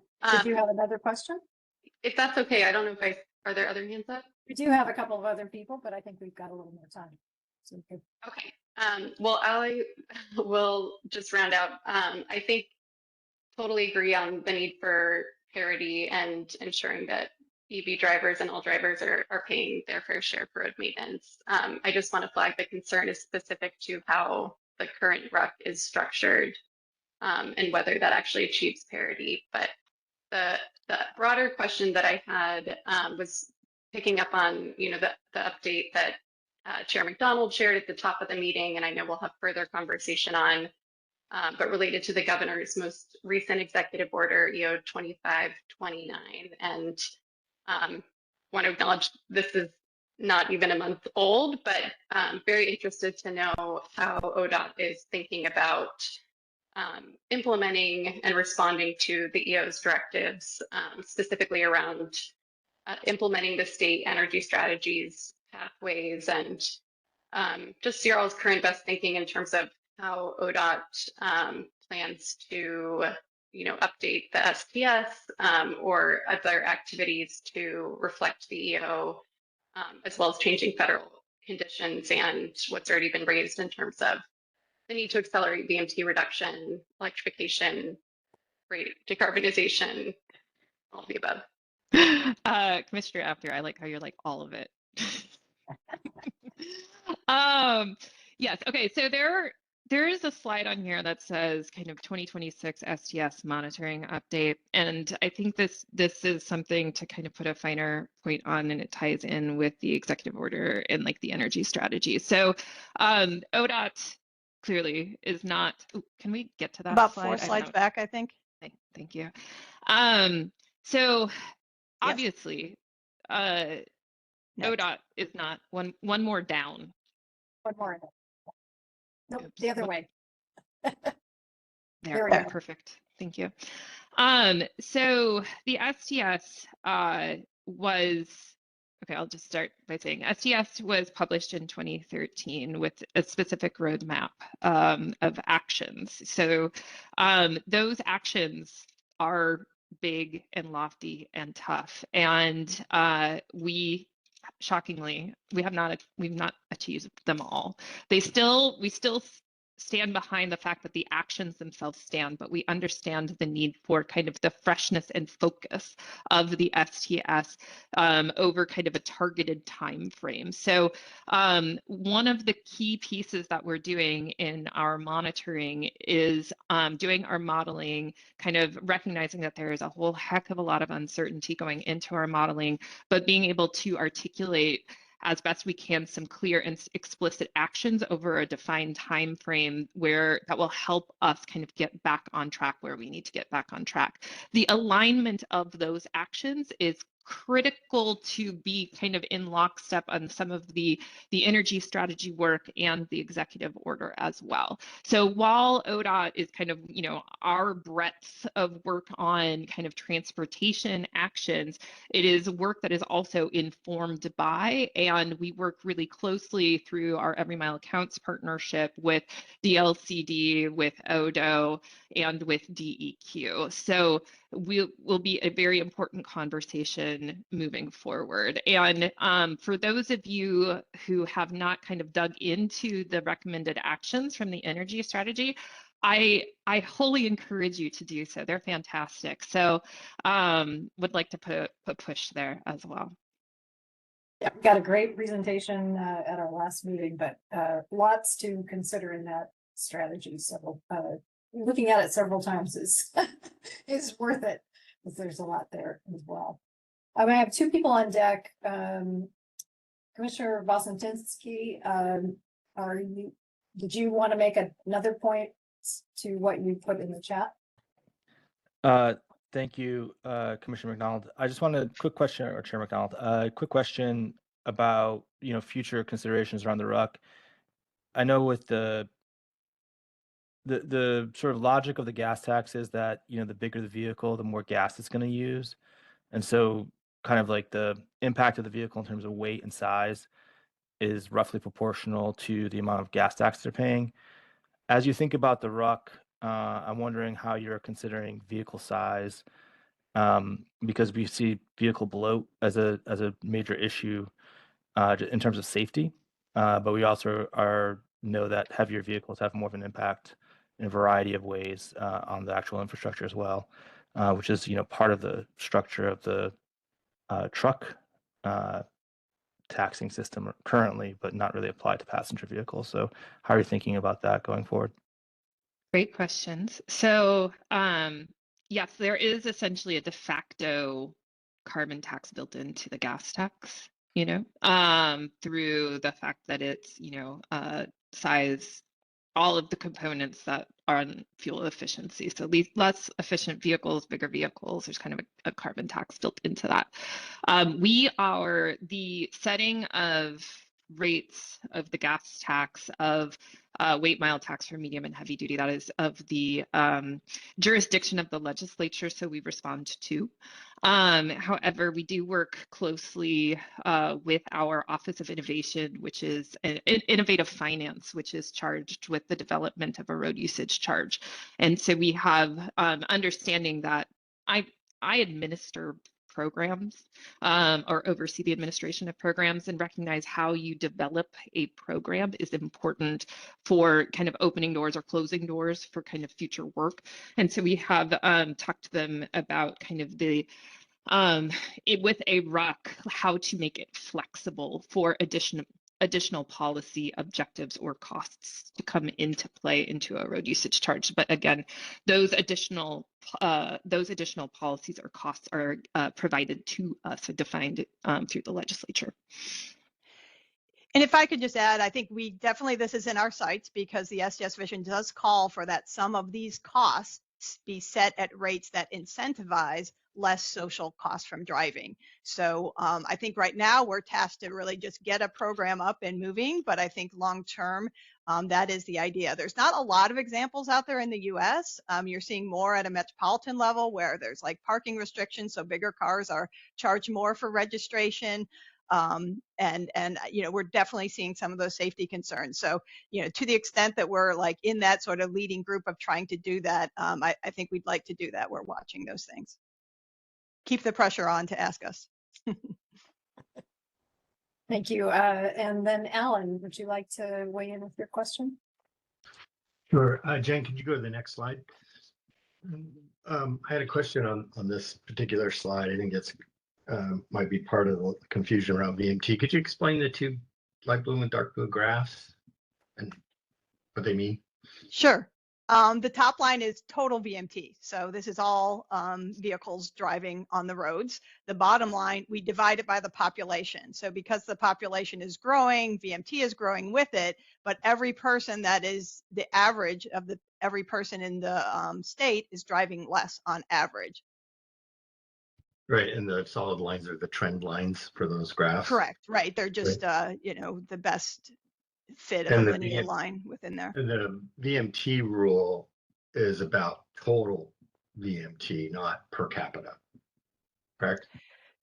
No, this is always confusing. There's several definitions of VMT. If you're looking at the metropolitan rule, is that maybe what you're referencing, the urban areas and their metropolitan targets? Yeah. They are characterized in a household VMT, which is more of an odometer-based VMT, what registers on your car, what a resident of those metropolitan areas would drive per day, per year. That is what they are being tasked to reduce. So it's more on this per capita, right? So it's more on that lower line. They need to continue to reduce that by, I think it's, you know, in that sort of 20 to 30 VMT per capita in the metropolitan areas, a little bit less in the urban areas. So on average, I think our statewide number is about 20% VMT per capita reduction. But again, it's not really the on-road, it's more the odometer. We're finding that's a much better measure to reflect the policies that happen in a metropolitan area, is what the residents are doing, not what the freight is doing and so forth. So it pulls out just the residents and does their VMT per capita, which is not quite what this definition is, but this is sort of a proxy for similar trends there. Right, and for greenhouse gas emissions, the total amount of greenhouse gas emissions is what I think the commission's looking at, is concerned with, and that's more reflective of the top line than the bottom line. I mean, you can still have a per capita reduction and see total emissions, and therefore total greenhouse gas emissions go up. Right. Now, I would say they will go up, and then we have electrification, which will bring that down. So this is just a matter of the miles traveled. If we were all doing electric, this would mean nothing. Wouldn't make any difference. Yeah, right. So it's the combination of policies, but we have to do both, right? We have to electrify and dampen the growth in VMT. STS does not call for us to go less VMT today than we did in the past or future relative to today.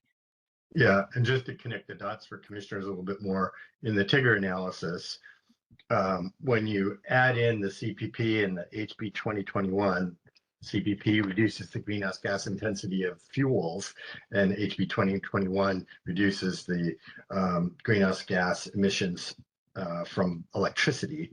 So that's 100% renewables for investor-owned utilities by 2040, and CPP is 90% reduction by 2050 in fuels. So every time you add in a new EV, you're actually getting less greenhouse gas emission reductions per EV added because of the decrease in carbon intensity of the fuels. So eventually you get to the point where VMT doesn't mean anything, because every VMT from a greenhouse gas perspective is good. If you're in an IOU service territory, it's going to be zero emissions because it's electricity with zero emissions. But it could impact road maintenance costs. Absolutely, as long as you keep funding it that way. Exactly. That's the big problem. And There's a congestion. disconnect between funding of roads maintenance and greenhouse gas emissions. Commissioner Dodson, I see you have your hand up. Could you put your question in the chat, or do you want to go ahead and ask it? We're getting a little close to the edge on time. I'm happy to just put it in the chat. Awesome, that'd be great. I wanted three quick things. One, what I heard you say is that the big change in the projection between 2018 and 2022 is kind of the new investments and policies associated with IIJA, or so that was a quick question, just yes or no, or what it was based on. And then when will your the 2026 projection be completed, roughly, if you have a target date? So those were two kind of logistical and clarification questions. I'll start with the first one. Yeah, we're definitely the 2018 to 2022 progress was really largely on the vehicle and fuel side and reflected those regulations. So yes. Thank you. And then the emissions, so our modeling work, as Tara mentioned, we're kind of jumping off from the DLCD target rule review into the modeling work, then report cards and kind of narrative update by the end of June 26. It's kind of scary to say that number out loud, or that data loud, but June of 26 is what we're targeting for the emissions website update. So those slides that Tara walked us through before, we'll be doing a significant update into the latest numbers, and along with identifying needed actions. Appreciate that. And then just something to put a quick pin in for later discussion, probably offline to begin with, is the commission developed some recommendations for updated sector-based goals. And I think the STS has transportation goal that's above what we might be recommending. So it seems like some additional coordination and discussion about where transportation might be able to get in 2050 would be good. With that, I will suggest that we move to public comment. We do have 3 folks that have signed up for public comment and would like to recognize those three speakers. Catherine Cottle is, I believe, first on the list. But if you want to do it in a different order, that's fine too, because it looks like you may be some of you may be connected.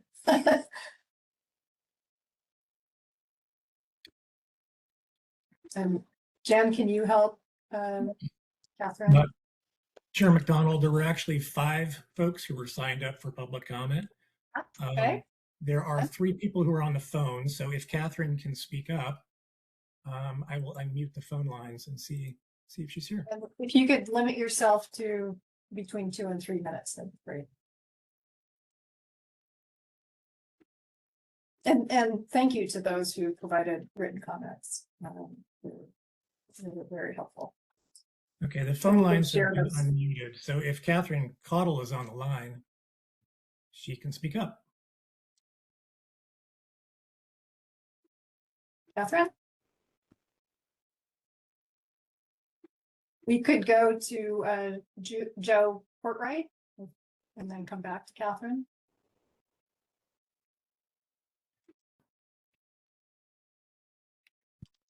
Hi, I'm here.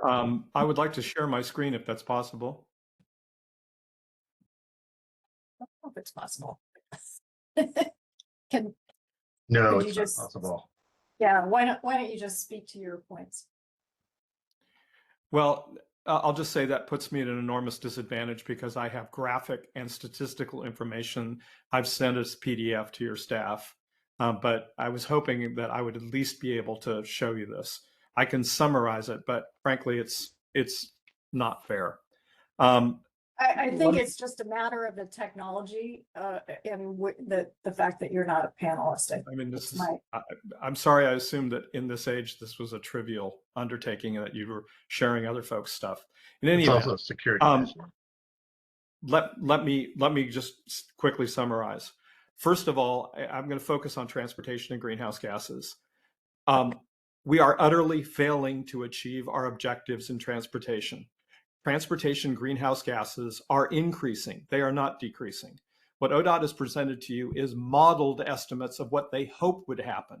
Unfortunately, we know that all of the assumptions on which those modeling efforts are based are simply wrong. If you were to look at the DLCD report that was submitted a week ago, they admit that we are falling short or off track on emissions per mile, average fuel economy, vehicle electrification, congestion pricing, cost recovery, pay-as-you-drive insurance, and pricing for social and environmental costs. So everything that's built into their assumptions is not happening. And as a result, independent data, the Climate Trace Project, which gives us very detailed monthly transportation estimates, show that transportation greenhouse gases are increasing statewide at about 1% per year, at a time when our goals call for us to decrease transportation greenhouses by 5% per year. So this is not simply a matter of not making enough progress. We are going in the wrong direction, and ODOT's work conceals that. And I'll just highlight a couple of things. Under the STS, according to the technical work they did a decade ago, Brian Greger's calculations, we had to get to 90 grams per mile for vehicles by 2045. Right now, that implies a 50% reduction in greenhouse gases per mile traveled by 2030. By ODOT's estimation, we're only going to get about 10% reduction. So cars and fuels are not getting clean enough nearly fast enough. And the notion that you can disregard vehicle miles traveled, particularly over the next 20 years or more, is simply wrong because we're not clean enough. We're failing to make progress on greenhouse gases, VMT, and grams per mile. I want to highlight one other thing, which is ODOT and Metro are spending billions of dollars to expand highway capacity based on transportation forecasts that are flatly consistent with the statewide transportation strategy, which calls for a reduction in VMT. And I want to correct what Ms. Widener said, particularly for the Portland metropolitan area, because the adopted state goals for the Portland area say that greenhouse gases per capita will decline by 35%. That is a bigger decrease than the expected increase in population. That means that per capita target means that we're supposed to reduce the aggregate amount of VMT by about 12% between now and 2045. And yet the forecasts that are driving the Interstate Bridge, the Rose Quarter project, the Abernathy project, multi-billion-dollar projects all assume 20 or 25% increases in driving over that period of time. So in short, we are way off track, and the information that ODOT is presenting to you is misleading and wrong. And it's critical for this commission to be honest with the legislature and the people of Oregon about where we are in achieving our transportation greenhouse gases. And that's not happening. Thank you. Thank you, Joe. And I looked at your comments that were submitted. I don't remember seeing graphs, but if you, I apologize if I missed I'm sorry, them. I did it just later this morning, just as a backstop in the case that you weren't able to provide this technology. Thank you.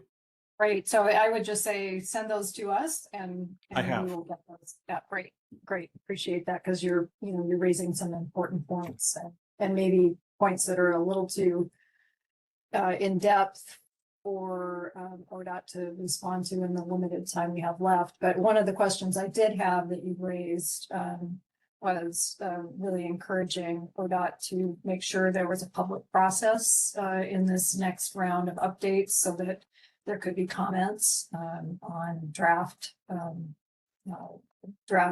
some of the draft work that you're doing. So I do hope that can be part of the process, because it does seem important to be able to get information from others. Thank you, Joe. So now do we want to try and go back to Catherine, or? Chair, the phone lines have been promoted, so she is not in the attendee list at this time. Okay, so then Brett Morgan. Yes, can you all hear me? We can. Welcome. Great. Thank you for the opportunity to speak today before the commission. For the record, my name is Brett Morgan. I'm the Transportation Policy Director at Climate Solutions. And my apologies, I did not get to watch the full presentation for the last hour. So if anything I say does not match anything that was said, or maybe something was illuminated in a way where I didn't get an opportunity to hear it. So my apologies, but I did want to appreciate the commission's opportunity to talk about the specific intersection between transportation and climate. And I just wanted to hit on a few different things, both what I've heard and some things for consideration for the commission. I put in the chat there's a report from Climate Solutions, a couple of years old now, but I think its findings bear a lot of weight in this conversation. And I just wanted to emphasize VMT reduction is absolutely essential to meet our climate goals. We cannot meet our climate goals without VMT reduction. It is far more expensive to meet our climate goals if we do not have VMT reduction occur as well.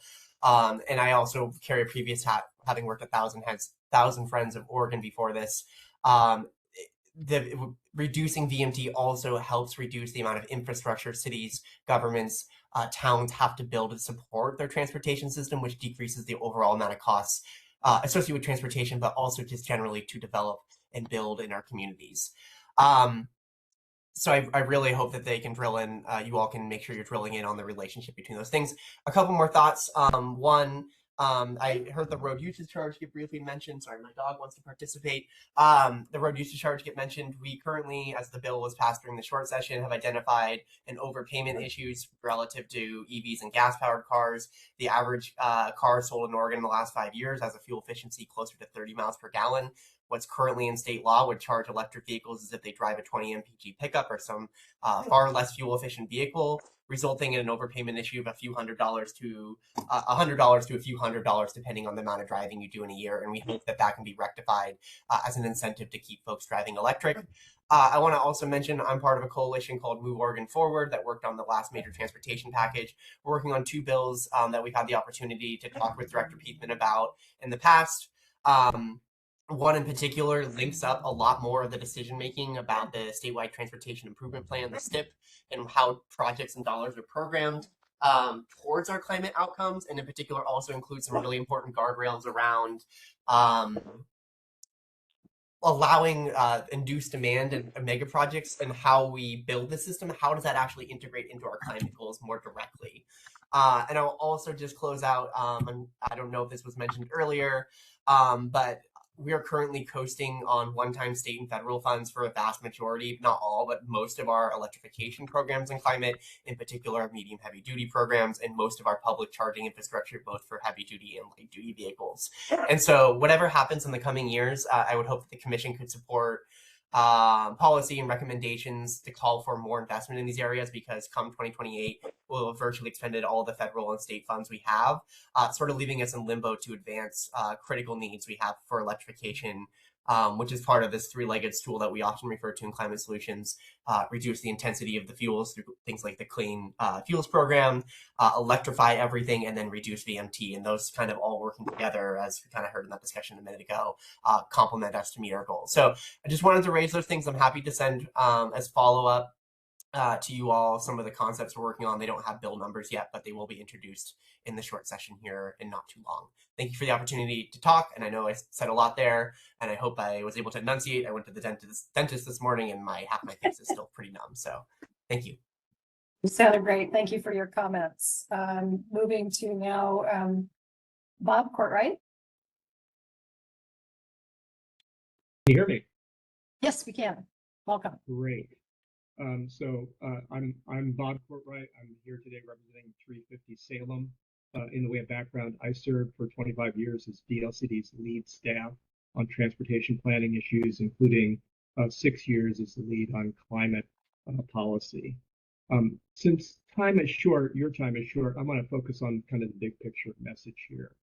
And I think in the STS, we have an excellent plan with detailed recommendations about what we need to do for transportation to do its part to meet our emission reduction goals. The problem is we're way behind in carrying out the things that plan strategy asks us to do. Joe touched on how far behind we are in reducing emissions from automobiles. The other essential strategy is reducing VMT. We need to reduce VMT per capita by 20 to 30% to achieve our emission reductions goals. But in the dozen years that we have been implementing the STS, we've made marginal progress. That graph that you saw showed, I think, about a 1 to 2% reduction over that time. That's way lower than what we need to do to accomplish that. The other thing is the efforts that we need to make to reduce emissions are way behind. We have high-level scenario planning that has been done, but the reality is the transportation plans that are in place and will continue to be in place for the next 5 to 10 years do little to increase the amount of non-automobile travel and to reduce VMT. The state is also well behind in meeting its commitments. Congestion pricing is essential. So is increasing pay-as-you-drive insurance. Those things aren't happening. And these are comments that we've made. I was heartened to hear, the discussion from ODOT about this review being, their monitoring report being accountable, transparent, and leading to an important conversation.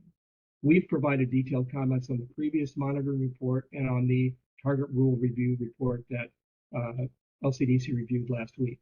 Neither of those were provided an opportunity for review or comment, and there was virtually no public conversation before those went to the respective commissions. So I'd echo Chair McDonald's advice to ODOT, which is we really need to have an open, accountable process for having this discussion so that we can see how far behind we are and start to have a conversation about where we go from here to get on track with meeting our emission reduction goals. Thank you. Thank you, Bob. Appreciate that. Philip Carver. Thank you, commissioners and chair, for the opportunity to comment. Do I understand I have 2 minutes? 2 minutes. Okay. I want to focus on a project that the 350 Salem, the local volunteer group, has been in communication with ODOT staff. The project is a freeway-style interchange at the where Highway 51 comes in from the south and joins Highway 22 at the western edge of the Salem, city of Salem in Polk County. And ODOT has a project in their queue. They've spent $10 million on land acquisition and design work. And this project is a freeway style interchange where none is needed. And what it is to accommodate the growth in Polk County, the population growth in Polk County has been twice the growth in Marion County for the last 5 or 6 years, each and every year. And the reason is because ODOT accommodates people living in Dallas, Monmouth, and Independence, and then commuting into Salem. And this is a conceptual violation of the urban growth boundary concept. And we have specific conversation with ODOT staff about alternatives that would not increase VMT from Polk County into Salem. And they include, the most recent discussion was about a roundabout rather than a freeway style interchange. Now, this would slightly slow traffic coming in from 22 from the west, but it would provide more safety than a freeway style interchange, or at least equivalent. And so the reason for this investment is nominally safety, but the effect is to increase VMT and encourage people to commute longer to come into jobs into Salem. And we have had no helpful feedback from ODOT. They've continued to spend money on a project that is totally unaffordable with ODOT's budgetary constraints. It'll never be built, but yet we've spent $10 million on it already. And this is an example of ODOT's talking on one hand about reducing VMT, but then building projects that are designed, that are not designed to increase VMT, but have the effect of doing that. And I think that these two parts of ODOT really need to come together and to stop doing these mega projects. This project would probably cost $200 million or more if it was completed, and it would be of marginal benefit and would not really reduce congestion. Thank you. Thank you, Philip. Appreciate that. And apologies to ODOT staff. We won't have time for you to respond. There was a lot of depth to those comments. This is not our last conversation on transportation. We anticipate that we will be bringing this topic back early this spring or mid-spring again. So we'll have more time to talk, and maybe Susan and Tara, we can follow up and think about the best way for you to be able to provide some talking, to come back and talk to the commission at a future meeting, or to provide a response in a different format if that works too. So thank you to all the speakers. I really appreciate the comments and input, and look forward to a conversation with ODOT about how to respond. With that, Jeff, if you could go to the last slide. We just are wrapping up this meeting. We've got our next meeting is January 30th. The governor's office is going to be joining us. A couple of Governor Kotek's staff will be talking about the 3 climate executive orders that Governor Kotek issued this fall. We'll do a very brief legislative introduction overview. And then we'll be, as we talked earlier, I think we'll be digging in deeper on the Natural and Working Lands goal, that recommendations, and some of the last body of work that will feed into that.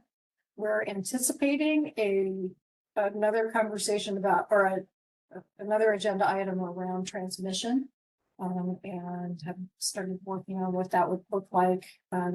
There is a small chance that we would bump that topic to a future meeting, but we're hoping that we'll be able to cover all of those things. And then on March 13th, we will come back to the natural and working land sequestration goal and metrics.